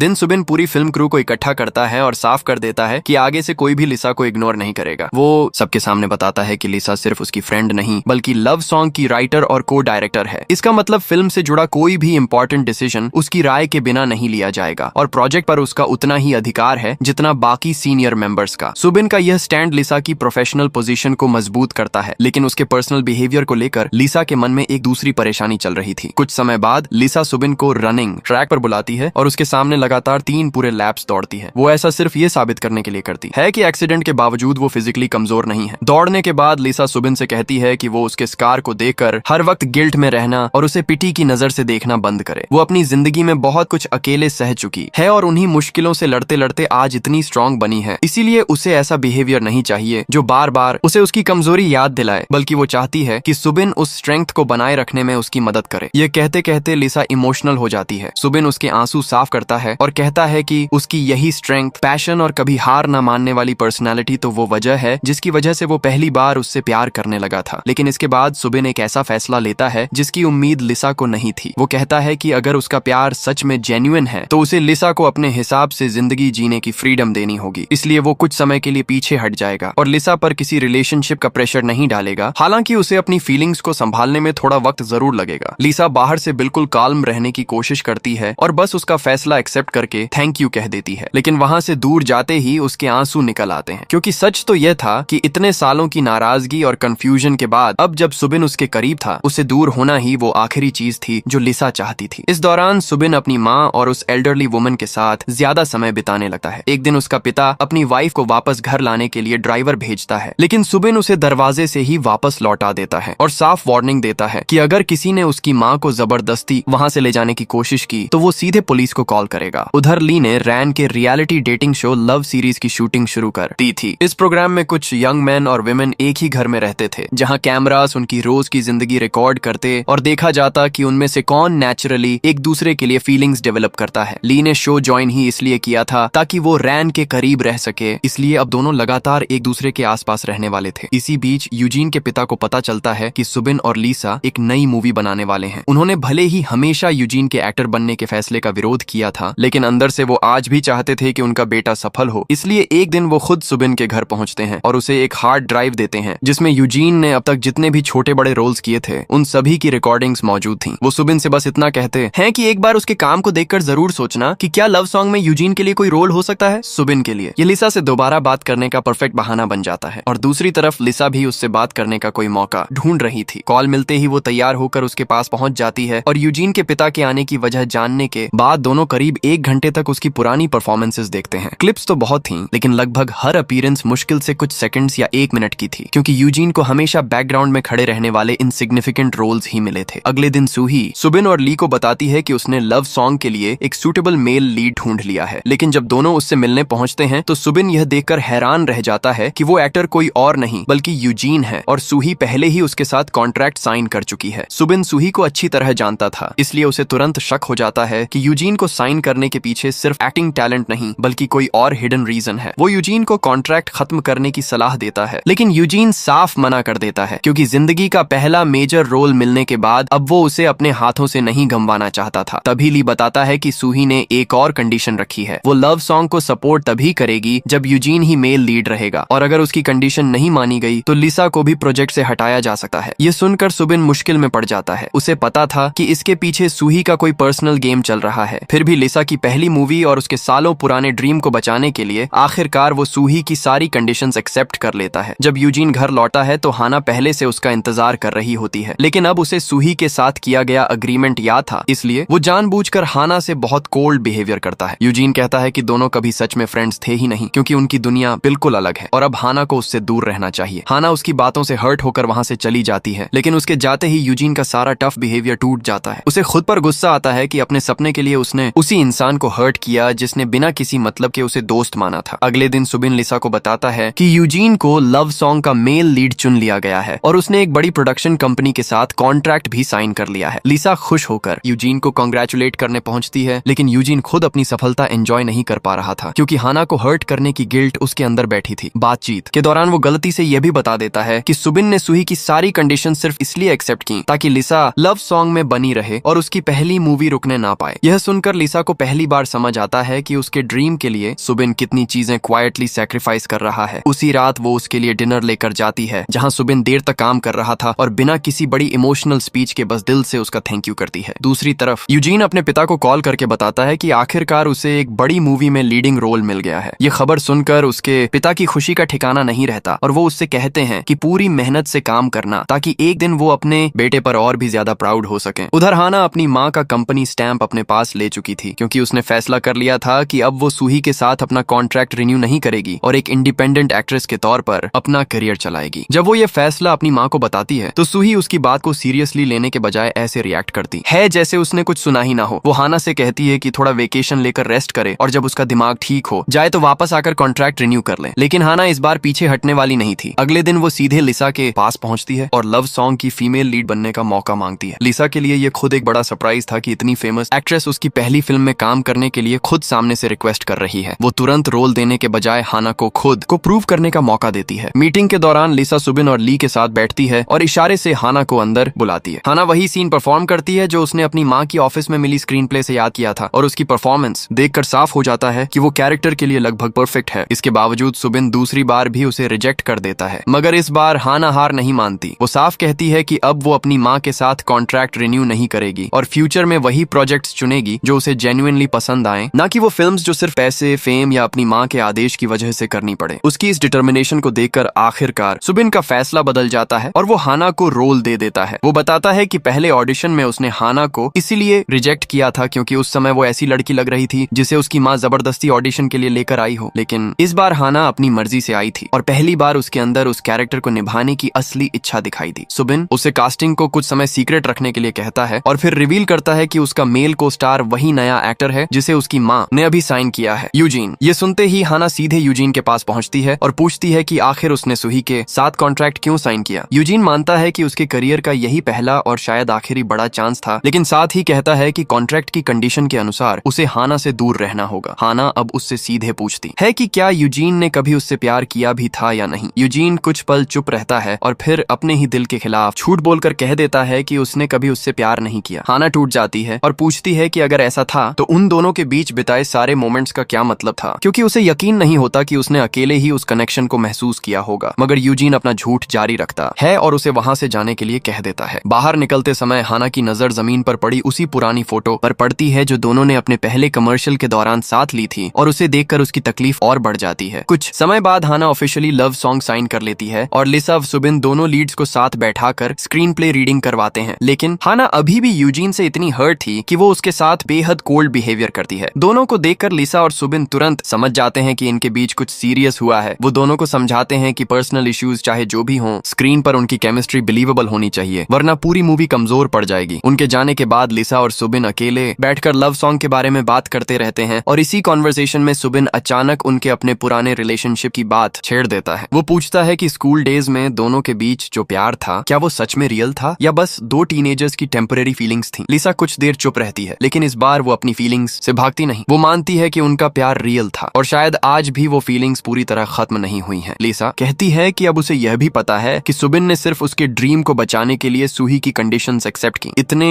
सब के बाद वो यह प्रिटेंड नहीं कर सकती थी कि उसे सुबिन का प्यार दिखाई नहीं देता, इसलिए वो उसे एक ही बात कहती है, उसे प्यार करना बंद मत करना। ये सुनकर सुबिन की खुशी छिपाए नहीं छिपती, क्योंकि इतने साल बाद पहली बार लिसा ने खुद माना था कि उसके दिल में आज भी उसके लिए फीलिंग्स हैं। और इसी के साथ दोनों आखिरकार दोबारा रिलेशनशिप में आ जाते हैं। कुछ दिनों बाद लव सॉन्ग की एक्चुअल फिल्मिंग शुरू हो जाती है, लेकिन फर्स्ट डे पर ही सूही अचानक सेट पर आकर शूटिंग रुकवा देती है। वो हाना को वहां से ले जाने लगती है, क्योंकि उसने अपनी बेटी को इस फिल्म में काम करने की परमिशन नहीं दी थी। सुबिन उसके सामने खड़ा हो जाता है और कहता है कि वो अब सारी बाउंड्रीज क्रॉस कर चुकी है, इसलिए उसे तुरंत यह ड्रामा बंद करना होगा। आसपास पूरी क्रू और कैमरास देखकर सूही अचानक अपना बिहेवियर बदल देती है, हंसते हुए प्रिटेंड करती है कि वो तो बस फर्स्ट डे पर सबको सरप्राइज देने आई थी। सिचुएशन बचाने के लिए वो यहाँ तक अनाउंस कर देती है कि ठंड से बचने के लिए पूरी क्रू को उसकी तरफ से फ्री जैकेट्स मिलेंगी। शूटिंग खत्म होने के बाद सुबिन, लिसा, हाना और यूजीन सूही के साथ मीटिंग करते हैं। सूही को लगता था कि सुबिन ने जानबूझकर हाना को कास्ट किया है ताकि उसे प्रेशर में लाया जा सके, इसलिए वो धमकी देती है कि जरूरत पड़ी तो पूरी प्रोडक्शन ही बंद करवा देगी। सुबिन उसे याद दिलाता है कि ऐसा करने से नुकसान सिर्फ उसका नहीं बल्कि हाना का भी होगा, क्योंकि ये रोल उसके लिए भी इम्पोर्टेंट है। यूजीन दोनों के बीच चल रहे इस पावर गेम से इतना परेशान हो जाता है कि वो खुद ही फिल्म छोड़ने का फैसला कर लेता है। वो कहता है कि अगर एंटरटेनमेंट इंडस्ट्री में काम करने का मतलब हर समय ऐसी पॉलिटिक्स और मैनिपुलेशन के बीच फंसना है तो शायद यह दुनिया उसके लिए बनी ही नहीं है। सूही तुरंत कहती है कि प्रॉब्लम सॉल्व हो गई और अब वो किसी दूसरे मेल लीड को ढूंढ सकते हैं। अगले दिन यूजीन फॉर्मली अपना कॉन्ट्रैक्ट खत्म करने सूही की ऑफिस पहुंचता है, लेकिन तभी हाना अंदर आकर अपनी माँ के सामने नया डील रख देती है। वो अपना कॉन्ट्रैक्ट सूही के साथ रिन्यू करने के लिए तैयार थी, मगर सिर्फ एक कंडीशन पर, यूजीन लव सॉन्ग का मेल लीड बना रहेगा। सूही के लिए ये डील काफी फायदेमंद थी, इसलिए वो तुरंत अग्री कर जाती है। लेकिन बाहर आने के बाद हाना यूजीन से साफ कहती है कि उसने यह सैक्रिफाइस उसके लिए नहीं किया। वो बस चाहती है कि यूजीन फिल्म पूरी करे ताकि अपनी माँ को प्रूव कर सके कि दोनों के बीच काम के अलावा कुछ नहीं है। उसी दिन दूसरी तरफ एक बहुत बड़ा कॉन्फ्लिक्ट शुरू हो जाता है। सुबिन का पिता अपनी वाइफ को ढूंढते हुए सुबिन के घर पहुंचता है और दरवाजा तोड़कर अंदर घुस जाता है। गुस्से में वो घर की चीजें तोड़ना शुरू कर देता है, लेकिन तभी उसके पीछे सूही दिखाई देती है। वो अपना फोन दिखाकर बताती है कि उसने उसका पूरा वायलेंट बिहेवियर रिकॉर्ड कर लिया है और अगर वो तुरंत वहां से नहीं गया तो वो पुलिस बुला लेगी। दोनों की बहस में एक पुराना और बेहद डिस्टर्बिंग सच सामने आने लगता है। सूही कहती है कि उसे खुद पर यकीन नहीं होता कि कभी उसने ऐसे इंसान से प्यार किया था और रिलेशनशिप में चली गई थी, जबकि उसे पता तक नहीं था कि वो पहले से मैरिड है। सुबिन का पिता उससे पूछता है कि क्या वो आज तक उसी पुरानी बात का बदला ले रही है, लेकिन सूही कहती है कि बात सिर्फ बिट्रेयल की नहीं थी। जब वो प्रेग्नेंट हुई थी तो इस आदमी ने उसे कंट्री साइड के एक हॉस्पिटल में कैद कर दिया था ताकि वो प्रेगनेंसी टर्मिनेट ना कर सके। उसने सूही को जबरदस्ती बच्चा पैदा करने पर मजबूर किया और डिलीवरी के बाद उसका बेटा लेकर गायब हो गया। इसी दौरान लिसा और सुबिन घर लौटते हैं। टूटा हुआ दरवाजा देखकर दोनों अंदर भागते हैं और वहां सूही को सुबिन के पिता के साथ देखते हैं। सुबिन का पिता आगे बढ़कर अपने बेटे को थप्पड़ मार देता है और पूछता है कि उसकी वाइफ कहाँ है। सुबिन साफ कहता है कि उसकी माँ अब कभी उसके पास वापस नहीं जाएगी। इस पर उसका पिता उसे वीक कहकर मजाक उड़ाता है और फिर सूही की तरफ इशारा करते हुए कहता है कि सुबिन इतना कमजोर है कि अब उस औरत के साथ खड़ा है जिसने उसे जन्म देकर छोड़ दिया था। यही वो पल था जब लिसा को पहली बार असली सच समझ आता है। सूही ही सुबिन की बायोलॉजिकल मदर है। सूही तुरंत उसे चुप रहने के लिए कहती है और साफ करती है कि उसने सुबिन को जन्म जरूर दिया था, लेकिन उसकी जिंदगी में एक भी दिन माँ बनकर नहीं रही। सुबिन इस पूरी सिचुएशन से इतना हर्ट हो चुका था कि वो अपने पिता और सूही दोनों से कहता है कि फिलहाल उसे किसी से कोई बात नहीं करनी और दोनों को घर से बाहर निकाल देता है। जाते जाते उसका पिता एक और धमकी देता है कि अगर उसकी वाइफ जल्द वापस नहीं आई तो अगली बार सुबिन उसे सही सलामत नहीं देख पाएगा। लिसा के सामने ये पूरा सीक्रेट खुल जाना सुबिन के लिए बेहद पेनफुल था। उसके पिता के जाने के बाद लिसा उसके पास आती है और उसे गले लगा लेती है। अब सुबिन भी उससे कुछ छिपाने की कोशिश नहीं करता और पहली बार अपने बचपन की पूरी कहानी बताता है। असल में सूही ने सुबिन को जन्म दिया था, लेकिन उसके पिता ने पैदा होते ही बच्चे को उससे छीन लिया और अपनी वाइफ को उसे पालने के लिए मजबूर कर दिया। हालांकि वो महिला इस सिचुएशन में अपनी मर्जी से नहीं आई थी, फिर भी उसने सुबिन को कभी पराया नहीं समझा और अपने असली बेटे की तरह उससे प्यार किया। मगर सुबिन का पिता वायलेंट ही रहा और चाहता था कि उसका बेटा भी उसी की तरह डॉक्टर बने। बचपन से घर का माहौल इतना खराब था कि एक बार छोटा सुबिन वहां से भागकर अपनी बायोलॉजिकल मदर सूही के पास पहुंच गया। उसने सूही से विनती की कि जब तक वो बड़ा नहीं हो जाता उसे अपने साथ रहने दे, लेकिन इसके पीछे वजह खुद को बचाना नहीं थी। छोटे सुबिन को लगता था कि उसके पिता उसकी माँ को सिर्फ उसकी वजह से मारते हैं, इसलिए अगर वो घर से चला जाएगा तो शायद उस महिला की जिंदगी बेहतर हो जाएगी जिसने उसे पाल पोस कर बड़ा किया था। लेकिन सूही ने उसकी बात नहीं मानी और उसे वापस उसके पिता के पास छोड़ आई। घर लौटते ही सुबिन उस माँ के पास भागा जिसने उसे पाला था और रोते हुए बताया कि वो सिर्फ इसलिए भागा था क्योंकि उसे लगा कि उसके चले जाने से शायद उसके पिता उसे मारना बंद कर देंगे। तब उसकी माँ ने उसे गले लगाकर समझाया कि वो उसकी तकलीफ की वजह नहीं बल्कि उसकी जिंदगी की सबसे बड़ी खुशी है। उसने यहाँ तक कहा कि अगर सुबिन उसके जीवन में ना होता तो शायद उसके पास जीने की कोई वजह ही नहीं बचती। बायोलॉजिकल मदर से ना मिल पाने वाला प्यार उसे उसी महिला ने देने की कोशिश की जिसने उसे जन्म नहीं दिया था, लेकिन फिर भी पूरी जिंदगी अपना बेटा माना। यह सब सुनकर लिसा को पहली बार समझ आता है कि सुबिन ने बचपन से कितना कुछ सहा था। वो उससे माफी मांगती है कि उसने कभी उसकी सिचुएशन को पूरी तरह नहीं समझा और कहती है कि असल में सुबिन उससे कहीं ज्यादा स्ट्रांग है, क्योंकि इतने अब्यूसिव और पेनफुल चाइल्डहुड के बावजूद उसने अपनी जिंदगी बनाई और दुनिया का सक्सेसफुल डायरेक्टर बनकर दिखाया। अगले दिन दोनों फिर फिल्मिंग लोकेशन पर लौटते हैं और दिन खत्म होते होते टीम को एक एक्साइटिंग न्यूज मिलती है। फेमस एक्टर जे ने लव सॉन्ग में स्पेशल अपीयरेंस करने के लिए हाँ कर दी थी। यह नाम सुनते ही यूजीन की नजर तुरंत लिसा पर जाती है, क्योंकि वो जानता था कि जे कोई रैंडम एक्टर नहीं बल्कि लिसा का यूनिवर्सिटी वाला एक्स बॉयफ्रेंड था, जिसके साथ उसका रिलेशनशिप काफी समय पहले पीसफुली खत्म हो गया था। जे के आने की खुशी में सुबिन पूरी क्रू को डिनर पर ले जाता है। वहाँ यूजीन जरूरत से ज्यादा ड्रिंक कर लेता है और बाद में अपने रूम तक का रास्ता नहीं ढूंढ पाता। हाना उसे संभालती है, उसकी की लेकर रूम तक पहुंचाती है, लेकिन जैसे ही वो जाने लगती है यूजीन पीछे से उसे गले लगा लेता है। वो कहता है कि उसके दिल में बहुत कुछ है जो वो हाना को बताना चाहता है, लेकिन हर बार उसके मुंह से सिर्फ सॉरी ही निकलता है। जब हाना पूछती है कि वो और क्या कहना चाहता है तो यूजीन आखिरकार मान लेता है कि वो उससे प्यार करता है और हर दिन उसे सामने देखकर भी उसके साथ ना रह पाना उसके लिए पनिशमेंट जैसा है। हाना उसकी कन्फेशन से अफेक्ट जरूर होती है, लेकिन वो इतनी आसानी से उसके दिए हुए दर्द को भूलने के लिए तैयार नहीं थी। वो यूजीन से कहती है कि अगर वो सच में उससे प्यार करता है तो करता रहे, लेकिन फिलहाल उसे अपने किए की कॉन्सिक्वेंसेस भी सहनी होंगी। अगले दिन फिल्म सेट पर अचानक एक बड़ा साइन लिसा के ऊपर गिरने लगता है, लेकिन सही समय पर जे वहाँ पहुंचकर उसे बचा लेता है। सीन बिल्कुल किसी मूवी के हीरो जैसा लगता है और सुबिन सामने अपनी गर्लफ्रेंड को उसके एक्स बॉयफ्रेंड की बाहों में देखकर तुरंत जेलस हो जाता है। ऊपर से लिसा जे की चोट देखकर परेशान होकर उसे अलग ले जाती है ताकि उसके वुंड को साफ कर सके। जे भी जानबूझकर सिचुएशन एंजॉय करता है और मजाक में लिसा के चीक्स पिंच करने लगता है। आखिरकार सुबिन से यह सब नहीं देखा जाता और वो बीच में आकर लिसा को अपने साथ ले जाता है, बहाना बनाते हुए कि दोनों को बहुत काम करना है। अकेले होते ही सुबिन पूछता है कि उसने कभी बताया क्यों नहीं कि जे उसका एक्स बॉयफ्रेंड है। लिसा उल्टा हैरान होकर पूछती है कि उसे इतनी जल्दी पता कैसे चल गया, और सुबिन कहता है कि दोनों का बिहेवियर देखकर ये बात पेनफुली ऑब्वियस थी। लिसा उसे समझाती है कि वो खुद जे के आने से पहले इस बारे में बताना चाहती थी, लेकिन जे एक्सपेक्टेड टाइम से पहले पहुंच गया। फिर वो मजाक में सुबिन को रियश्योर करती है कि उसे जेलस होने की कोई जरूरत नहीं है। कुछ देर बाद जे यूजीन से भी बड़ी फेमिलियरिटी से मिलता है, जिससे पता चलता है कि दोनों पहले से अच्छे फ्रेंड्स हैं। यूजीन सुबिन को बताता है कि लिसा और जे का ब्रेकअप बिल्कुल पीसफुल और म्यूचुअल था, यानी उनका एंडिंग वैसा पेनफुल नहीं था जैसा लिसा और सुबिन के बीच हुआ था। जे दोनों की पूरी पुरानी कहानी जानता था और उसे यह भी साफ दिख रहा था कि सुबिन लिसा से आज भी बहुत प्यार करता है, इसलिए वो जानबूझकर उसे टीज करके उसकी जेलसी एंजॉय कर रहा था। लेकिन जब जे की टीजिंग कुछ ज्यादा बढ़ने लगती है तो लिसा खुद उसे रोक देती है। वो साफ कहती है कि उसका बिहेवियर अब उसे अनकंफर्टेबल कर रहा है और सेट पर दोनों का रिलेशनशिप सिर्फ एक एक्टर और डायरेक्टर का होना चाहिए। लिसा के स्टैंड के बाद सुबिन भी फाइनली रिलैक्स कर पाता है। उधर लव सीरीज में एक फीमेल कंटेस्टेंट ली के लिए जेन्युइनली फीलिंग्स डेवलप कर लेती है और शो के फॉर्मेट के हिसाब से उसे कैमरास के सामने कन्फेस करना पड़ता है। अब ली के पास दो ही ऑप्शंस थे, या तो वो कन्फेशन एक्सेप्ट करे या रिजेक्ट। ली पोलाइटली मना कर देता है, जिससे सिचुएशन काफी ऑकवर्ड हो जाती है। शूटिंग खत्म होने के बाद वो रैन को उस कंटेस्टेंट के लिए परेशान देखता है और उससे कहता है कि उसे दुनिया में सबकी फीलिंग्स की चिंता है, बस उसकी नहीं। ली साफ कहता है कि वो उससे प्यार करता है, लेकिन रैन हर बार उससे दूर भागने की कोशिश करती है। रैन मानती है कि वो सच में जाना चाहती है। ली इस बार उसे रोकने के बजाय सिर्फ वार्निंग देता है कि अगर वो अब चली गई तो शायद उनके बीच जो कुछ भी है वो सच में खत्म हो जाएगा। रैन उससे माफी मांगती है, लेकिन फिर भी वहां से चली जाती है। दूसरी तरफ जे भी लिसा को इतनी आसानी से छोड़ने के लिए तैयार नहीं था। वो एक बार फिर उससे बात करता है और साफ कहता है कि उसके दिल में आज भी फीलिंग्स हैं, इसलिए वो उनके पुराने रिलेशनशिप को एक और चांस देना चाहता है। लेकिन लिसा इस बार कोई कंफ्यूजन नहीं छोड़ती। वो कहती है कि वो सुबिन के पास वापस आ चुकी है, क्योंकि इतने सालों बाद भी वो कभी उससे प्यार करना बंद नहीं कर पाई थी। सुबिन भी वहां पहुंच जाता है और जे से कहता है कि जब उसे दोनों के वापस साथ आने की बात नहीं पता थी तब तक उसकी फ्लर्टिंग समझ में आती थी, लेकिन अब जब उसे साफ मालूम है कि लिसा और सुबिन सिर्फ एक्स लवर्स नहीं बल्कि दोबारा रिलेशनशिप में हैं, तो उसे उनकी बाउंड्रीज रिस्पेक्ट करनी होंगी, वरना अगली बार सुबिन इस सिचुएशन को अपने तरीके से हैंडल करेगा। इतना कहकर वो लिसा का हाथ पकड़ता है और उसे वहां से ले जाता है। लेकिन अगला दिन पूरी फिल्म के लिए एक बहुत बड़ा डिजास्टर लेकर आता है। सूही की एक असिस्टेंट उस कॉन्वर्सेशन की ऑडियो रिकॉर्डिंग लीक कर देती है जो कुछ समय पहले सुबिन के घर में हुई थी। रिकॉर्डिंग ब्रेकिंग मीडिया तक पहुंचते ही रिपोर्टर्स को पता चल जाता है कि फेमस डायरेक्टर सुबिन असल में सूही का बेटा है, जिसे उसने जन्म देने के बाद छोड़ दिया था। और इसी के साथ एक और शॉकिंग ट्रूथ पब्लिक हो जाता है। सूही दोनों की मां होने की वजह से सुबिन और हाना हाफ सिबलिंग्स हैं। हाना के लिए यह न्यूज किसी शॉक से कम नहीं थी, क्योंकि उसे पूरी जिंदगी यह तक नहीं पता था कि उसका कोई भाई भी है। देखते ही देखते रिपोर्टर्स फिल्म सेट पर पहुंच जाते हैं और हर तरफ क्वेश्चंस, कैमरास और स्कैंडल शुरू हो जाता है। सूही वहां आकर रिपोर्टर्स को हटाने की कोशिश करती है, लेकिन पहली बार हमेशा पावरफुल और कंट्रोल्ड दिखाई देने वाली सूही खुद जेन्युइनली फ्राइटन्ड और हेल्पलेस नजर आती है। वो हाना को काल्म करने की कोशिश करती है, लेकिन हाना एक साथ इतनी सारी बातें जानकर कंप्लीटली ओवरवेल्म्ड हो चुकी थी। उसे समझ ही नहीं आ रहा था कि अपनी मां पर गुस्सा करे, अपने नए भाई के बारे में सोचे या मीडिया से खुद को बचाए। वो बस वहां से निकलना चाहती है, लेकिन इसी टेंशन में सूही कंट्रोल खो देती है और हाना को थप्पड़ मार देती है, जिससे सिचुएशन पहले से भी ज्यादा बिगड़ जाती है। हाना वहां से निकल तो जाती है, मगर रिपोर्टर्स उसका पीछा नहीं छोड़ते। तभी यूजीन बिना किसी अटेंशन के उसके पास पहुंचता है और चुपचाप अपने घर की कीज उसके हाथ में दे देता है। वो कहता है कि हाना उसके घर जाकर छिप जाए, क्योंकि वहां मीडिया को उसे ढूंढने का ख्याल भी नहीं आएगा। दूसरी तरफ स्कैंडल इतना बड़ा हो चुका था कि सुबिन खुद कुछ समय के लिए लव सॉन्ग की शूटिंग से दूर रहने का फैसला करता है और लिसा से कहता है कि फिलहाल वो उसके बिना फिल्म का काम संभाले। इसी दौरान रैन लिसा को कॉल करके बताती है कि उसने भी अपनी जॉब छोड़ दी है और उसकी खुद की जिंदगी भी बुरी तरह उलझ चुकी है। लिसा उसे लव सॉन्ग के आसपास चल रहे पूरे स्कैंडल के बारे में बताती है और कहती है कि इस समय उसे किसी अपने की जरूरत है, इसलिए वो कुछ दिनों के लिए फिल्मिंग लोकेशन पर आ जाए। वैसे भी प्रोडक्शन को बैकग्राउंड एक्टर्स की कमी थी, इसलिए लिसा उसे एक छोटे से सीन में काम करने के लिए भी मना लेती है। अगले दिन लिसा जब सेट पर पहुंचती है तो अंदर से काफी नर्वस थी, क्योंकि ये पहली बार था जब उसे सुबिन के बिना पूरी क्रू संभालनी थी। कुछ समय पहले तक यही लोग उसकी अथॉरिटी को सीरियसली नहीं लेते थे और अब अचानक पूरी फिल्म की रिस्पॉन्सिबिलिटी उसी के ऊपर आ गई थी। फिर भी लिसा खुद को संभालती है, पूरी क्रू को इकट्ठा करती है और उन्हें लव सॉन्ग की वही ओरिजिनल स्क्रीन प्ले दिखाती है जिसे उसने हाई स्कूल में लिखना शुरू किया था। वो बताती है कि यह फिल्म उसके लिए सिर्फ एक प्रोजेक्ट नहीं बल्कि बचपन से देखा हुआ सपना है, इसलिए इसे पूरा करने के लिए उससे ज्यादा मेहनत शायद कोई और नहीं करेगा। वो बस क्रू से एक मौका और थोड़ा ट्रस्ट मांगती है ताकि वो साबित कर सके कि इस फिल्म की डायरेक्टर बनने के लायक है। लिसा की सिंसेरिटी देखकर सभी लोग प्रभावित होते हैं और पहली बार पूरी टीम बिना किसी हेजिटेशन के उसके साथ खड़ी हो जाती है। बैकग्राउंड एक्टर्स की कमी की वजह से ली को भी मजबूरी में एक छोटे से सीन में एक्टिंग करनी पड़ती है, लेकिन उसे बिल्कुल अंदाजा नहीं था कि उसी सीन में रैन भी मौजूद होगी। सीन के हिसाब से ली और कुछ दूसरे एक्टर्स को गोली लगने के बाद जमीन पर गिरकर डेड बॉडी की तरह पड़े रहना था। टेक शुरू होता है और जैसे ही ली जमीन पर गिरता है उसकी नजर ठीक अपने पास लेटी रैन पर पड़ती है। उसे देखकर वो इतना शॉक्ड हो जाता है कि कैरेक्टर भूलकर रिएक्शन दे देता है और पूरा टेक खराब हो जाता है। शूटिंग खत्म होने के बाद दोनों आमने सामने खड़े होते हैं और कुछ पल तक समझ ही नहीं पाते कि किस्मत उन्हें बार बार एक दूसरे के सामने क्यों ला रही है। लेकिन रैन इस बार साफ कह देती है कि शायद यह उनकी आखिरी मुलाकात है, क्योंकि उसने कंट्री छोड़कर विदेश जाने का फैसला कर लिया है। ली पूछता है कि क्या वो सिर्फ इसलिए इतनी दूर भाग रही है क्योंकि वो उससे प्यार करता है। रैन कहती है कि प्रॉब्लम ये नहीं कि ली उससे प्यार करता है, बल्कि प्रॉब्लम ये है कि वो खुद भी उससे प्यार करती है और इन फीलिंग्स की इंटेंसिटी उसे डराती है। उसे लगता है कि अगर वो इसी तरह उसके आसपास रही तो खुद को संभाल नहीं पाएगी, इसलिए वो डिस्टेंस बनाना चाहती है। ली इस बार उसे फोर्स नहीं करता, वो बस कहता है कि अगर रैन सच में जाना चाहती है तो वो उसे रोकेगा नहीं, लेकिन वो हमेशा याद रखे कि दोनों पहली बार कैसे मिले थे और आज किस तरह अलग हो रहे हैं, क्योंकि उनके बीच जितना भी समय बीता वो उसकी जिंदगी की सबसे खूबसूरत मेमोरीज में रहेगा, सिर्फ इसीलिए क्योंकि उनमें रैन मौजूद थी। इतना कहकर ली वहां से चला जाता है और खुद भी नहीं जानता कि क्या वो कभी सच में उससे मूव ऑन कर पाएगा। दूसरी तरफ सुबिन यूजीन के घर जाता है, जहां हाना मीडिया से छिपकर रह रही थी। अब जब दोनों को पता चल चुका था कि वे हाफ सिबलिंग्स हैं, तो सुबिन का बिहेवियर उसके लिए पहले से काफी वार्म हो जाता है। वो हाना को अश्योर करता है कि चाहे उनके पास्ट की सर्कमस्टेंसेस कैसी भी रही हों, अब वो उसका भाई है और जरूरत पड़ने पर हमेशा उसके साथ खड़ा रहेगा। साथ ही वो उसे लव सॉन्ग के सेट पर वापस आने के लिए कहता है, क्योंकि उसके बिना फिल्म पूरी ही नहीं हो सकती। लेकिन अगले ही दिन लिसा को एक और बड़ा झटका मिलता है। उसे बताया जाता है कि सीरियस फंडिंग प्रॉब्लम्स की वजह से लव सॉन्ग की प्रोडक्शन टेम्पोरेरीली रोकनी पड़ेगी। इतने स्ट्रगल्स के बाद जब फिल्म फाइनली ट्रैक पर आती दिखाई दे रही थी, तभी पैसे की प्रॉब्लम सब कुछ रोक देती है और लिसा पूरी तरह डिस्करेज्ड हो जाती है। सुबिन उसके साथ बैठकर उसे काल्म करने की कोशिश करता है और अगले दिन खुद सूही से मिलने जाता है ताकि कोई सोल्यूशन निकल सके। सुबिन सूही से कहता है कि अगर प्रॉब्लम उसकी वजह से है तो वो लव सॉन्ग से हटने के लिए तैयार है। वो को डायरेक्टर की पोजीशन छोड़ देगा और पूरी फिल्म लिसा के हाथों में दे देगा, बस इन्वेस्टर्स उसका सपोर्ट जारी रखें। उसके लिए अब अपनी रेप्यूटेशन या पोजीशन से ज्यादा जरूरी यह था कि लिसा का सपना अधूरा ना रह जाए। इसके बाद सुबिन सूही से कहता है कि जिस तरह वो लिसा के लिए सैक्रिफाइस करने को तैयार है, उसी तरह सूही को भी हाना के लिए कुछ करना चाहिए, क्योंकि इस फैमिली स्कैंडल की वजह से हाना का पूरा एक्टिंग करियर बर्बाद हो सकता है। सुबिन उसे 3 दिन बाद होने वाली प्रेस कॉन्फ्रेंस में आने के लिए भी कहता है। उसका प्लान था कि दोनों पब्लिक के सामने सच बताएंगे, अपनी गलतियों की रिस्पॉन्सिबिलिटी लेंगे और यह भी साफ करेंगे करेंगे कि इस पूरी कहानी में वे दोनों उसके पिता के एक्शन से अलग अलग तरीके से प्रभावित हुए थे, लेकिन सूही साफ मना कर देती है। उसे लगता है कि उसने पब्लिक से माफी मांगने जैसा कुछ नहीं किया और वो किसी प्रेस कॉन्फ्रेंस का हिस्सा नहीं बनेगी। दिन बाद प्रेस कॉन्फ्रेंस से कुछ समय पहले सुबिन उस एल्डरली वुमन के घर अपनी माँ को देखने जाता है, लेकिन वहाँ पहुंचकर उसे पता चलता है कि उसकी माँ गायब है। पीछे सिर्फ एक लेटर छोड़ा गया था। लेटर में उसकी माँ लिखती है कि सुबिन हमेशा उसकी जिंदगी की सबसे खूबसूरत चीज रहा है और वो उससे जितना प्यार करती है उसे शब्दों में नहीं बता सकती, लेकिन अब उसे लगने लगा है कि सुबिन ने जो भी दर्द सहा उसकी एक वजह वो खुद भी है। अगर वो उसकी जिंदगी में ना होती तो शायद सुबिन को अपने पिता के पास रहकर सालों तक अब्यूज सहने की जरूरत नहीं पड़ती, क्योंकि वो हर बार सिर्फ अपनी माँ को बचाने के लिए खुद को सैक्रिफाइस करता रहा। इसी गिल्ट की वजह से उसने सुबिन से दूर जाने का फैसला कर लिया था। अपनी माँ के अचानक चले जाने से सुबिन इमोशनली टूट जाता है, लेकिन प्रेस कॉन्फ्रेंस कैंसिल नहीं करता और अकेला ही रिपोर्टर्स के सामने पहुंचता है। वहां वो सबसे पहले स्कैंडल की वजह से हुई परेशानी के लिए अपॉलॉजी करता है और पब्लिक के सामने कंफर्म करता है कि सूही उसकी बायोलॉजिकल मदर है, लेकिन सिर्फ बायोलॉजिकल सेंस में। उसके लिए असली माँ हमेशा वही वुमन रहेगी जिसने उसे बचपन से पाला, प्यार दिया और उसके लिए सालों तक दर्द सहती रही। इसके बाद सुबिन रिपोर्टर से रिक्वेस्ट करता है कि उसके फैमिली स्कैंडल को लव सॉन्ग से दूर रखें, क्योंकि ये फिल्म सिर्फ उसकी नहीं है। दर्जनों लोगों ने इसमें अपनी मेहनत, समय और करियर लगाया है और उसके फैमिली प्रॉब्लम्स की पनिशमेंट पूरी टीम को देना अनफेयर होगा। लेकिन मीडिया सिंपैथी दिखाने के बजाय और पर्सनल क्वेश्चंस पूछना शुरू कर देता है। क्वेश्चंस लगातार इतने एग्रेसिव होते जाते हैं कि सुबिन विजिबली ओवरवेल्म्ड होने लगता है और कुछ देर बाद उसके लिए जवाब देना भी मुश्किल हो जाता है। तभी अचानक प्रेस कॉन्फ्रेंस के एंट्रेंस पर सूही दिखाई देती है। आखिरी समय पर उसने अपना फैसला बदल लिया था और अब वो हाना और सुबिन दोनों के लिए पब्लिक के सामने आने को तैयार थी। सूही रिपोर्टर्स को बताती है कि जब उसका रिलेशनशिप सुबिन के पिता के साथ शुरू हुआ था तब उसे पता ही नहीं था कि वो पहले से मैरिड है। बाद में जब वो प्रेग्नेंट हुई तो उसने प्रेगनेंसी टर्मिनेट करने की कोशिश की, लेकिन सुबिन के पिता ने उसे जबरदस्ती रोका और धमकी दी कि अगर उसने उसकी बात नहीं मानी तो उसका पूरा एक्टिंग करियर बर्बाद कर देगा। उस समय सूही बस एक स्ट्रगलिंग यंग एक्ट्रेस थी जिसके पास ना पावर थी और ना कनेक्शंस, इसलिए अपना फ्यूचर खोने के डर ने उसे गलत डिसीजंस लेने पर मजबूर कर दिया। लेकिन वो यह भी मानती है कि सिर्फ डर को एक्सक्यूज बनाकर वो अपनी रिस्पॉन्सिबिलिटी से भाग नहीं सकती। उसने कई जगह गलत चॉइसेस की और इस पूरी सिचुएशन में कुछ समय के बाद वो खुद भी अकॉम्प्लाइज बन गई थी। इसलिए अगर पब्लिक किसी को पनिश करना चाहती है तो एडल्ट्स को करे, लेकिन उन बच्चों की जिंदगी बर्बाद ना करे जिन्होंने उन फैसलों में कोई रोल ही नहीं निभाया। हाना भी वहाँ मौजूद होती है और पहली बार अपनी माँ की पूरी साइड सुनती है। उसे समझ आता है कि सूही ने उसे हमेशा कंट्रोल किया और कई बार बहुत क्रूल तरीके से ट्रीट किया, लेकिन इसका मतलब ये नहीं था कि उसके अंदर अपनी बेटी के लिए प्यार नहीं था। बस सूही को कभी हेल्थी तरीके से उस प्यार को दिखाना नहीं आया। हाना उसके पास जाती है और उसे गले लगा लेती है, लेकिन साथ ही साफ कहती है कि वो अब भी इंडिपेंडेंट एक्ट्रेस बनना चाहती है। वो चाहती है कि आगे से दोनों का रिलेशनशिप एक्ट्रेस और मैनेजर जैसा नहीं बल्कि सिर्फ माँ और बेटी जैसा हो। इस बार सूही उसकी बात मान लेती है। वो हाना को अपना करियर खुद चूज करने की फ्रीडम देती है और कहती है कि चाहे वो किस कंपनी के साथ काम करे या कौन सा प्रोजेक्ट चुने, माँ के रूप में जब भी उसकी जरूरत होगी वो हमेशा मौजूद रहेगी। फैमिली स्कैंडल का एक बड़ा हिस्सा रिजॉल्व हो जाता है, लेकिन लव सॉन्ग की फंडिंग प्रॉब्लम अभी भी वहीं थी। सुबिन इन्वेस्टर्स के साथ मीटिंग करके ऑफिशियली अनाउंस करता है कि वो को डायरेक्टर की पोजीशन से स्टेप डाउन कर देगा और पूरी फिल्म लिसा को सौंप देगा। वो इन्वेस्टर्स से सिर्फ ये रिक्वेस्ट करता है कि उसके हटने के बाद भी फिल्म को सपोर्ट करना बंद ना करें। जब लिसा को यह बात पता चलती है तो वो सुबिन पर बुरी तरह नाराज हो जाती है। उसके हिसाब से इतनी इंपॉर्टेंट डिसीजन अकेले लेना गलत था, क्योंकि लव सॉन्ग दोनों ने साथ शुरू की थी और वो उसे अकेले पूरा करना ही नहीं चाहती। लेकिन सुबिन कहता है कि अगर उसकी मौजूदगी की वजह से लिसा का सपना खतरे में है तो वो पीछे हटने के लिए तैयार है। वो फिल्म का डायरेक्टर ना सही फिर भी हर स्टेप पर लिसा के साथ रहेगा, लेकिन अब उसे खुद पर भरोसा करके वही काम पूरा करना होगा जिसे दोनों ने इतने साल पहले शुरू किया था। लिसा फिर भी इस अरेंजमेंट को एक्सेप्ट नहीं कर पाती, क्योंकि उसके लिए लव सॉन्ग सिर्फ अपना ड्रीम नहीं बल्कि दोनों का शेयर्ड ड्रीम था। इसी दौरान यूजीन वापस घर आता है, जहाँ हाना उससे बस इतना कहती है कि वो कुछ देर उसके पास बैठ जाए ताकि वो उसके शोल्डर पर सिर रखकर सो सके। यूजीन उसके पास बैठ जाता है और इस बार डिसाइड करता है कि वो डर कर अपनी फीलिंग्स से भागता नहीं रहेगा। वो साफ साफ कन्फेस करता है कि वो हाना से सच में प्यार करता है और पहले उसने जो कुछ कहा था वो सिर्फ कॉन्ट्रैक्ट और अपने करियर के डर की वजह से झूठ था। इस बार हाना भी उसे ज्यादा पनिश नहीं करती। वो मानती है कि वो भी यूजीन से प्यार करती है और उसे फॉरगिव करके दोनों फाइनली एक रियल रिलेशनशिप शुरू करने का फैसला करते हैं। अगले दिन लिसा पूरी प्रोडक्शन टीम के साथ सूही के पास पहुंचती है। सभी उससे रिक्वेस्ट करते हैं कि वो फंडिंग प्रॉब्लम सॉल्व करे, क्योंकि सुबिन के बिना फिल्म कंटिन्यू करना टीम को मंजूर नहीं था। लेकिन उन्हें मनाने की जरूरत नहीं पड़ती, क्योंकि सूही पहले ही एक बड़ा फैसला कर चुकी थी। वो अनाउंस करती है कि अब लव सॉन्ग की पूरी फाइनेंसिंग उसकी कंपनी अकेले करेगी। ये डिसीजन उसके लिए फाइनेंशियली बहुत रिस्की था। बाकी इन्वेस्टर्स उसके खिलाफ जा सकते थे और सिचुएशन इतनी खराब हो सकती थी कि उसकी कंपनी को भी भारी नुकसान उठाना पड़े। लेकिन अब सूही को इसकी परवाह नहीं थी। वो कहती है कि अगर लव सॉन्ग उसके करियर की आखिरी प्रोडक्शन भी बनती है और और इसके बाद उसे इंडस्ट्री से रिटायर होना पड़े, तब भी वो ये रिस्क लेने के लिए तैयार है। इसके बाद सूही खुद सुबिन से मिलने जाती है और पहली बार उसके सामने उस कोल्ड और कंट्रोलिंग वुमन की तरह बिहेव नहीं करती जिसे वो हमेशा से जानता था। वो मानती है कि उसने उसकी जिंदगी में बहुत नुकसान किया और अब कम से कम कुछ चीजें सही करना चाहती है। वो उसे बताती है कि फंडिंग प्रॉब्लम सॉल्व हो चुकी है और वो लव सॉन्ग का को डायरेक्टर बना रहेगा। फाइनेंशियल कॉन्सिक्वेंसेस जो भी होंगी उन्हें सूही खुद हैंडल करेगी, लेकिन बदले में वो बस इतना चाहती है कि सुबिन ये फिल्म सफल बनाए, अपने लिए, लिसा के लिए और हाना के लिए। सुबिन पहली बार बिना किसी बिटरनेस के उसका सिंसियरली थैंक यू करता है। अगले दिन सुबिन फुल एनर्जी के साथ लिसा को लेने पहुंचता है और उसे वापस फिल्मिंग सेट पर ले जाता है। वो पूरी क्रू के लिए खाना भी लेकर आता है और सभी लोग उसे देखकर काफी खुश होते हैं। लेकिन सेट पर पहुंचकर सुबिन एक इंटरेस्टिंग बदलाव नोटिस करता है। पहले हर डिसीजन के लिए क्रू उसकी तरफ देखती थी, मगर अब लोग डायरेक्शंस और आंसर्स के लिए लिसा के पास जा रहे थे। सुबिन की एब्सेंस में लिसा ने धीरे धीरे सबका ट्रस्ट जीत लिया था और फाइनली खुद को सिर्फ सुबिन की फ्रेंड नहीं बल्कि एक केपेबल डायरेक्टर साबित कर दिया था। इसके बाद शूटिंग स्मूथली आगे बढ़ती है और कुछ दिनों की मेहनत के बाद लव सॉन्ग की फिल्मिंग ऑफिशियली कंप्लीट हो जाती है। अब सिर्फ एडिटिंग, बैकग्राउंड म्यूजिक और बाकी पोस्ट प्रोडक्शन का काम बचा था, जिसके बाद मूवी थिएट्रिकल रिलीज के लिए तैयार हो सकती थी। दूसरी तरफ सुबिन का पिता अब अकेला और बेहद मिजरेबल जिंदगी जी रहा था। एक दिन उसे अपनी वाइफ वापस घर आती दिखाई देती है तो वो एरोगेंस के साथ कहता है कि उसे पता था वो लौट कर जरूर आएगी क्योंकि उसके पास जाने के लिए और कोई जगह नहीं है। लेकिन इस बार वो वुमन उसके सामने वापस रहने नहीं बल्कि डिवोर्स पेपर्स लेकर आई थी। वो साफ कहती है कि अब वो अपनी जिंदगी का एक भी दिन उसके साथ नहीं बिताना चाहती। सुबिन का पिता गुस्से में उसे पकड़ता है और फिर से मारने की कोशिश करता है, लेकिन इस बार वो पहले जैसी डरी हुई वुमन नहीं थी। वो खुद उसे जोरदार थप्पड़ मारती है और वार्निंग देती है कि अगर उसने दोबारा उसे हर्ट करने की कोशिश की तो वो उसके अब्यूज के सारे एविडेंस पब्लिक कर देगी और पूरी दुनिया को उसका असली चेहरा दिखाएगी। इसके बाद वो वहां से चली जाती है और सीधे सुबिन के पास पहुंचकर बताती है कि उसने फाइनली डिवोर्स लेने का फैसला कर लिया है। सुबिन खुशी से उसे गले लगा लेता है और कहता है कि उसने बिल्कुल सही किया। लेकिन उसकी माँ रोते हुए एक सवाल पूछती है कि डिवोर्स के बाद क्या वो अब भी उसकी माँ रह सकती है, क्योंकि टेक्निकली अब उसका सुबिन के पिता के साथ कोई रिलेशनशिप नहीं होगा। सुबिन बिना एक पल सोचे कहता है कि चाहे पेपर्स पर कुछ भी लिखा हो वो हमेशा उसकी माँ रहेगी और वो हमेशा उसका बेटा रहेगा। इधर लिसा अब एक और इम्पोर्टेंट फैसला लेती है। लव सॉन्ग बनाते समय उसे अपनी स्ट्रेंथ्स के साथ अपनी वीकनेसेस भी समझ आ चुकी थी, इसलिए वो प्रोफेशनल डायरेक्टिंग की प्रॉपर एजुकेशन लेना चाहती थी। उसका मकसद सिर्फ सुबिन के साथ फिल्म्स बनाते रहना नहीं बल्कि खुद इतनी केपेबल डायरेक्टर बनना था कि फ्यूचर में किसी के सहारे की जरूरत न पड़े। सुबिन उसे सरप्राइज करते हुए एक और स्क्रीन प्ले देता है जो उसने अमेरिका में रहते हुए लिखी थी और कहता है कि दोनों इसे अपनी अगली फिल्म के रूप में साथ डायरेक्ट कर सकते हैं। लेकिन लिसा कहती है कि उससे पहले वो स्टडी करना चाहती है और फिल्म मेकिंग की उन चीजों को सीखना चाहती है जिनमें अभी खुद को कमजोर महसूस करती है। सुबिन उसे कन्विंस करने की कोशिश करता है कि उसके साथ रहते हुए भी वो सब सीख सकती है और जहां डिफिकल्टी आएगी वो उसकी मदद करेगा। लेकिन यही बात लिसा को अपना फैसला और क्लियर कर देती है। वो पूरी जिंदगी सुबिन उसकी मदद कर देगा वाले कॉन्फिडेंस पर नहीं जीना चाहती थी, इसलिए फिलहाल वो उसके साथ दूसरी फिल्म करने से मना कर देती है और खुद को इम्प्रूव करने पर फोकस करती है। दूसरी तरफ यूजीन और हाना अब साथ रहने लगे थे और दोनों की जिंदगी भी फाइनली स्टेबल होती दिखाई देती है। लेकिन एक दिन लिसा का छोटा भाई जो अब यूजीन के पिता के रेस्टोरेंट में काम करता था, यूजीन को रोते हुए कॉल करता है और ऐसी खबर देता है जिससे उसकी पूरी दुनिया बदल जाती है। वो बताता है कि यूजीन के पिता को पैनक्रियाटिक कैंसर है और डॉक्टर्स के अनुसार उनके पास ज्यादा समय नहीं बचा। यह सुनते ही यूजीन पूरी तरह टूट जाता है और तुरंत अपने पिता के पास जाना चाहता है, लेकिन इमोशनल कंडीशन इतनी खराब थी कि वो खुद ड्राइव तक नहीं कर सकता था। सूही उसे इस हालत में देखती है और बिना कुछ पूछे अपने ड्राइवर को आदेश देती है कि यूजीन को रेस्टोरेंट तक लेकर जाए और जरूरत हो तो वहीं उसके साथ रुके। रेस्टोरेंट पहुंचते ही यूजीन अपने पिता से नाराज होकर पूछता है कि उन्होंने इतनी सीरियस इलनेस उससे छिपाई क्यों। उसके पिता काल्मली बताते हैं कि वो पहले ही जान चुके थे कि उनकी जिंदगी खत्म होने वाली है, इसलिए वो नहीं चाहते थे कि यूजीन गिल्ट में अपना एक्टिंग करियर छोड़कर वापस रेस्टोरेंट संभालने आ जाए। उन्होंने पूरी जिंदगी अपने बेटे का सपना रोकने की कोशिश की थी, लेकिन अब आखिरी समय में वो वही गलती दोबारा नहीं करना चाहते थे। वो यूजीन से कहते हैं कि उनकी मौत के बाद भी वो रेस्टोरेंट के पीछे अपनी जिंदगी बर्बाद ना करे और एक्टिंग का सपना तब तक परस्यू करे जब तक सच में सफल ना हो जाए। अपने पिता की बात सुनकर यूजीन रोने लगता है और दोनों एक दूसरे को गले लगा लेते हैं। बाद में यूजीन लिसा और सुबिन से मिलता है और बताता है कि डॉक्टर्स ने उसके पिता को लगभग 3 महीने का समय दिया है। वो उनसे रिक्वेस्ट करता है कि लव सॉन्ग का रिलीज जितना हो सके जल्दी किया जाए, क्योंकि वो चाहता था कि उसके पिता मरने से पहले उसे बड़े पर्दे पर सक्सेसफुल एक्टर के रूप में देख सकें। मूवी का फाइनल वर्जन इतनी जल्दी तैयार करना पॉसिबल नहीं था, लेकिन लिसा और सुबिन एक दूसरा रास्ता निकालते हैं। वो प्रॉमिस करते हैं कि अनफिनिश्ड वर्जन की स्पेशल स्क्रीनिंग करवा देंगे। उसमें फाइनल म्यूजिक और कुछ फिनिशिंग टचेस नहीं होंगी, लेकिन स्टोरी और यूजीन की परफॉर्मेंस पूरी तरह दिखाई जा सकेगी। कुछ समय बाद बुनाम में एक स्पेशल स्क्रीनिंग ऑर्गेनाइज की जाती है, जहां शहर के लोगों को लव सॉन्ग देखने के लिए बुलाया जाता जाता है। यूजीन अपने पिता को भी वहाँ लेकर आता है और इस दिन उसकी सबसे बड़ी इच्छा पूरी होती है। वो सबके सामने हाना को सिर्फ फेमस एक्ट्रेस या अपनी को स्टार के रूप में इंट्रोड्यूस नहीं करता, बल्कि गर्व से कहता है कि वो उसकी गर्लफ्रेंड है। उसके पिता अपने बेटे को बड़े स्क्रीन पर लीड एक्टर के रूप में देखते हैं और पूरी फिल्म के दौरान उनके चेहरे पर प्राइड साफ दिखाई देती है। मूवी के एंडिंग में स्क्रीन पर अचानक यूजीन और उसके पिता की पुरानी फोटोज दिखाई जाती हैं और पता चलता है कि यूजीन ने पूरी फिल्म अपने पिता को डेडिकेट की है। इसके बाद यूजीन उनसे कहता है कि आज सिर्फ उसका सपना पूरा नहीं हुआ, अब वो अपने पिता का पुराना सपना भी सुनना चाहता है। असल में यूजीन के पिता कभी म्यूजिशियन बनना चाहते थे और गिटार बजाया करते थे, लेकिन फैमिली चलाने और अपने बेटे को बड़ा करने के लिए उन्होंने अपना सपना छोड़ दिया था। यूजीन उनसे गिटार बजाकर एक सॉन्ग परफॉर्म करने को कहता है। वो परफॉर्मेंस खत्म करते हैं तो पूरा हॉल तालियों से गूंज उठता है और आसपास के लोग पहली बार समझते हैं कि उन्होंने अपने बेटे के लिए कितना कुछ सैक्रिफाइस किया था। कुछ समय बाद लिसा सुबिन को बताती है कि उसने कनाडा के एक 2 ईयर डायरेक्टिंग प्रोग्राम के लिए अप्लाई किया है और अब रिजल्ट का इंतजार कर रही है। यह सुनकर सुबिन खुश होने के बजाय अपसेट हो जाता है, क्योंकि अगर लिसा सिलेक्ट हो गई तो दोनों को पूरे 2 साल अलग रहना पड़ेगा। उसे लगता है कि इतने सालों बाद जब वे फाइनली वापस साथ आए हैं तभी लिसा उससे हजारों किलोमीटर दूर जाने की तैयारी कर रही है। लेकिन डिपार्चर से एक दिन पहले जब लिसा उससे मिलने आती है और कंफर्म करती है कि वो सच में कनाडा जा रही है, तब तक सुबिन अपने बिहेवियर के बारे में सोच चुका था। उसे समझ आता है कि लिसा को सिर्फ अपने पास रखने की इच्छा सेल्फिश थी। अगर वो डायरेक्टिंग प्रोफेशनली सीखती है तो फ्यूचर में अपने प्रोजेक्ट्स अकेले हैंडल करने का कॉन्फिडेंस हासिल करेगी और उसे हर डिसीजन के लिए किसी दूसरे इंसान पर डिपेंड नहीं रहना पड़ेगा। इसलिए इस बार सुबिन उसे रोकता नहीं बल्कि पूरे दिल से सपोर्ट करता है और प्रॉमिस करता है कि वो उसके वापस आने का इंतजार करेगा। जाने से पहले वो लिसा को वही नई स्क्रीन प्ले देता है जिस पर दोनों साथ काम करने वाले थे और कहता है कि जब भी कनाडा में उसे लगे कि उसका सपना बहुत मुश्किल है या वो हार रही है तो इस स्टोरी को पढ़ लेना। शायद ये उसे याद दिलाए कि कोरिया में कोई है जिसे उसकी एबिलिटी पर अब भी पूरा भरोसा है। लिसा स्क्रीन प्ले अपने साथ रख लेती है और यूजीन से गुड बाय कहने जाती है। वहीं अपने छोटे भाई से भी मिलती है जिसने अब यूजीन के पिता की इलनेस की वजह से रेस्टोरेंट की जिम्मेदारियों में काफी मदद करना शुरू कर दिया था। शाम को लिसा अपने घर लौटी है जहाँ उसकी माँ मानती है कि उसे डर लग रहा है कि उसकी बेटी 2 साल अकेले दूसरे कंट्री में रहेगी, लेकिन पहले की तरह उसे रोकने के बजाय इस बार वो उसके सपने को सपोर्ट करती है और बस पूछती है कि जाने से पहले आखिरी रात वो कौन सा खाना खाना चाहती है ताकि दोनों साथ बैठकर एक अच्छी फैमिली डिनर कर सकें। अगले दिन सुबिन इन्वेस्टर्स के साथ लव सॉन्ग की कंप्लीटेड स्क्रीनिंग अटेंड करता है जहां उन्हें बताया जाता है कि कुछ अनएक्सपेक्टेड प्रॉब्लम्स की वजह से मूवी का थिएट्रिकल रिलीज लगभग 1 साल और डिले हो जाएगा। लेकिन सुबिन का ध्यान मीटिंग में था ही नहीं, क्योंकि उसके दिमाग में सिर्फ लिसा चल रही थी। ली उसकी हालत समझ जाता है, कार कीज उसके हाथ में देता है और कहता है कि अभी भी समय है, अगर जल्दी निकला तो एयरपोर्ट पहुंचकर कम से कम उसे प्रॉपर गुड बाय कह सकता है। सुबिन तुरंत एयरपोर्ट की तरफ निकलता है। इसी दौरान पता चलता है कि लिसा को कैनेडियन प्रोग्राम में एडमिशन मिलने के पीछे सुबिन का भी एक सीक्रेट कंट्रीब्यूशन था। उसने बिना बताए उसके लिए रिकमेंडेशन लेटर लिखा था जिसमें उसने बताया था कि लिसा कितनी हार्ड वर्किंग और पैशनेट है और यह भी माना था कि फिल्म मेकिंग से प्यार करना उसने सबसे पहले उसी लड़की से सीखा था। लेकिन सुबिन एयरपोर्ट पर देर से पहुंचता है। जब तक वो वहां आता है लिसा की फ्लाइट ऑलरेडी टेक ऑफ कर चुकी थी और वो कोरिया छोड़ चुकी थी। 1 साल गुजर जाता है। लिसा कनाडा में अकेले स्क्रीन राइटिंग और डायरेक्टिंग की प्रॉपर ट्रेनिंग ले रही थी और धीरे धीरे फिल्म मेकिंग को उस प्रोफेशनल लेवल पर समझने लगी थी जिसका कॉन्फिडेंस उसे पहले नहीं था। उसकी स्टडीज इतनी बिजी थी कि वो लव सॉन्ग की स्पेशल स्क्रीनिंग के लिए कोरिया वापस नहीं आ सकती, लेकिन उसे तारीख याद रहती है और दूसरी तरफ पूरी फिल्म क्रू भी उसे मिस करती है। उस स्क्रीनिंग में सूही भी शामिल होती है और हाना के साथ साथ सुबिन को भी प्राइड के साथ देखती है। इतने समय में उसके अंदर सुबिन को लेकर काफी रिग्रेट और बदलाव आ चुका था और अब पहली बार वो ओपनली इस बात पर प्राउड होने लगी थी कि वो उसका बेटा है। उधर ली भी रैन को पूरी तरह भूल नहीं पाया था। वो उसके पीछे जाकर उसे डिस्टर्ब नहीं करता, लेकिन डिस्टेंस से उसकी जिंदगी की खबर रखता रहता है। कुछ समय बाद उसे पता चलता है कि रैन ने एक बुक लिखी है। बुक अनएक्सपेक्टेडली बहुत तेजी से बिकने लगती है और रैन खुद हैरान रहती है कि उसकी कॉपीज इतनी जल्दी खत्म क्यों हो रही हैं। आखिरकार जब वो पब्लिशर से जुड़े बुक स्टोर पहुंचती है तो उसे पता चलता है कि उसकी किताबों का एक बड़ा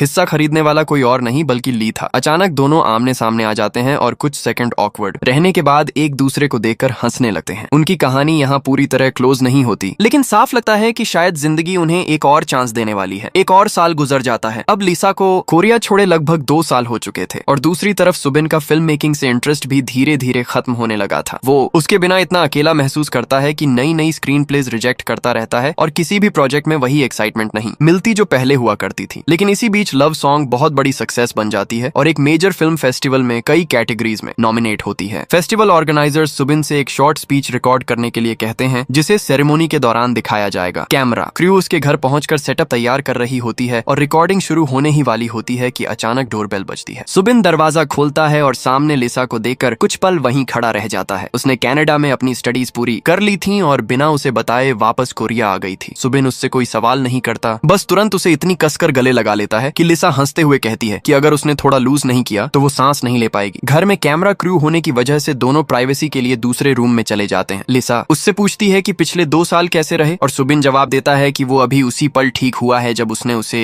वापस देखा। लेकिन लिसा सिर्फ रियूनियन के लिए नहीं आई थी। वो अपने बैग से वही स्क्रीन प्ले निकालती है जो कनाडा जाने से पहले सुबिन ने उसे दी थी और पूछती है कि क्या अब वो इस फिल्म को उसके साथ डायरेक्ट करना चाहेगा। लिसा बताती है कि कनाडा पहुंचने के बाद उसे सुबिन का रिकमेंडेशन लेटर भी मिल गया था और अब वो जानती है कि उसने चुपचाप उसके ड्रीम के लिए कितनी मदद की। लेकिन इस बार वो सिर्फ उसकी मदद से काम करने वाली इनएक्सपीरियंस्ड डायरेक्टर बनकर वापस नहीं आई थी। उसे लगता है कि उसने पिछले 2 साल में इतना सीखा है कि अब वो जेन्युइनली उसके बराबर खड़े होकर एक फिल्म डायरेक्ट कर सकती है। सुबिन बिना हेजिटेशन के उसका प्रपोजल एक्सेप्ट कर लेता है और उसके लिए सबसे बड़ी खुशी यही थी कि लिसा उसकी जिंदगी में ही नहीं बल्कि फिल्म मेकिंग में भी वापस आ चुकी थी। कुछ समय बाद फिल्म फेस्टिवल का दिन आता है और लव सॉन्ग ऑफिशियली ऑनर की जाती है। लेकिन सबसे बड़ा मोमेंट तब आता है जब लिसा बेस्ट न्यू डायरेक्टर का अवार्ड जीती है और उसे यह अवार्ड देने वाला कोई और नहीं बल्कि सुबिन होता है। यानी जिस लड़की ने 2011 में स्कूल के बाद छोटी छोटी फिल्म्स बनाते हुए डायरेक्टर बनने का सपना देखा था, वो फाइनली उसी स्टेज पर खड़ी थी जहां कभी पहुंचने की उसे सबसे ज्यादा इच्छा थी। अपनी स्पीच में लिसा उन सभी लोगों को थैंक करती है जिन्होंने लव सॉन्ग को पॉसिबल बनाया, लेकिन खास तौर पर सुबिन का नाम लेती है। वो मानती है कि अगर इतने सालों बाद भी सुबिन उसके टैलेंट पर भरोसा न करता तो शायद वो उस सपने को दोबारा उठाने की हिम्मत कभी नहीं कर पाती जिसे डर और डिसअपॉइंटमेंट की वजह से उसने बहुत पहले दफना दिया था। और उसके लिए एक और बड़ी खुशी यह थी कि उसकी माँ, जो कभी फिल्म मेकिंग को बेकार मानती थी, अब अपनी बेटी की सक्सेस के बारे में हर किसी के सामने गर्व से बातें करती थी। सुबिन की माँ की जिंदगी भी फाइनली बदल चुकी थी। उसका डिवोर्स कंप्लीट हो गया था और अब वो पहली बार बिना डर के पीसफुल लाइफ जी रही थी। वो उसी एल्डरली वुमन के साथ रहती थी और दोनों अक्सर अलग अलग जगह ट्रैवल करती थी ताकि बाकी बची जिंदगी उस दर्द से दूर एंजॉय कर सकें जिसमें इतने साल गुजर गए थे। कुछ समय बाद एक सुबह लिसा सुबिन को नींद से उठाती है, लेकिन इस बार सुबिन ने उसके लिए पहले से एक सरप्राइज तैयार किया हुआ था। वो एक छोटा बॉक्स निकालता है और उसके अंदर मौजूद रिंग दिखाकर लिसा से शादी करने के लिए पूछता है। लिसा खुशी से तुरंत हाँ कह देती है और मजाक में कहती है कि रिंग हाथ में देने से काम नहीं चलेगा, उसे खुद उसकी फिंगर पर पहनानी पड़ेगी। सुबिन रिंग पहनाता है और इतने सालों के सेपरेशन, मिसअंडरस्टैंडिंग्स और पेन के बाद दोनों फाइनली अपने रिलेशनशिप को एक नई शुरुआत देते हैं। कहानी के आखिरी मोमेंट्स में लिसा और सुबिन पास्ट के बारे में नहीं बल्कि अपने फ्यूचर के बारे में बात कर रहे होते हैं। यहाँ तक कि दोनों मजाक मजाक में ये डिस्कस करने लगते हैं कि अगर फ्यूचर में उनके बच्चे हुए तो उनका नाम क्या रखेंगे। यानी एक समय जिस रिलेशनशिप में दोनों ने बहुत कुछ खोया था, अब उसी रिलेशनशिप में वे मिलकर एक पूरी नई जिंदगी बनाने वाले थे। और दोस्तों, इसी के साथ लिसा और सुबिन की यह कहानी यहीं खत्म हो जाती है। इस कहानी की सबसे खूबसूरत बात यही है कि कभी कभी हमारा सपना खत्म नहीं होता, हम बस कुछ समय के लिए उससे दूर हो जाते हैं। लिसा ने भी डायरेक्टर बनने का सपना सालों तक छोड़ दिया था, लेकिन जब उसने दोबारा खुद पर काम करना शुरू किया तो आखिरकार वही लड़की बेस्ट न्यू डायरेक्टर बनकर स्टेज पर खड़ी थी। इसलिए अगर कोई सपना आपके लिए सच में मायने रखता है तो सिर्फ इसलिए उसे मत छोड़िए क्योंकि उसे पूरा होने में उम्मीद से ज्यादा समय लग रहा है। अगर आपको यह कहानी पसंद आई हो तो वीडियो को लाइक करें, चैनल को सब्सक्राइब करें और कमेंट में जरूर बताएं कि इस पूरी कहानी में आपका फेवरेट कैरेक्टर कौन था। अब हमारी मुलाकात अगली मूवी की कहानी में होगी। तब तक अपना ख्याल रखिए, सुरक्षित रहिए और खुश रहिए। पूरी वीडियो देखने के लिए बहुत बहुत धन्यवाद। फिर मिलेंगे अगली कहानी में। Good bye.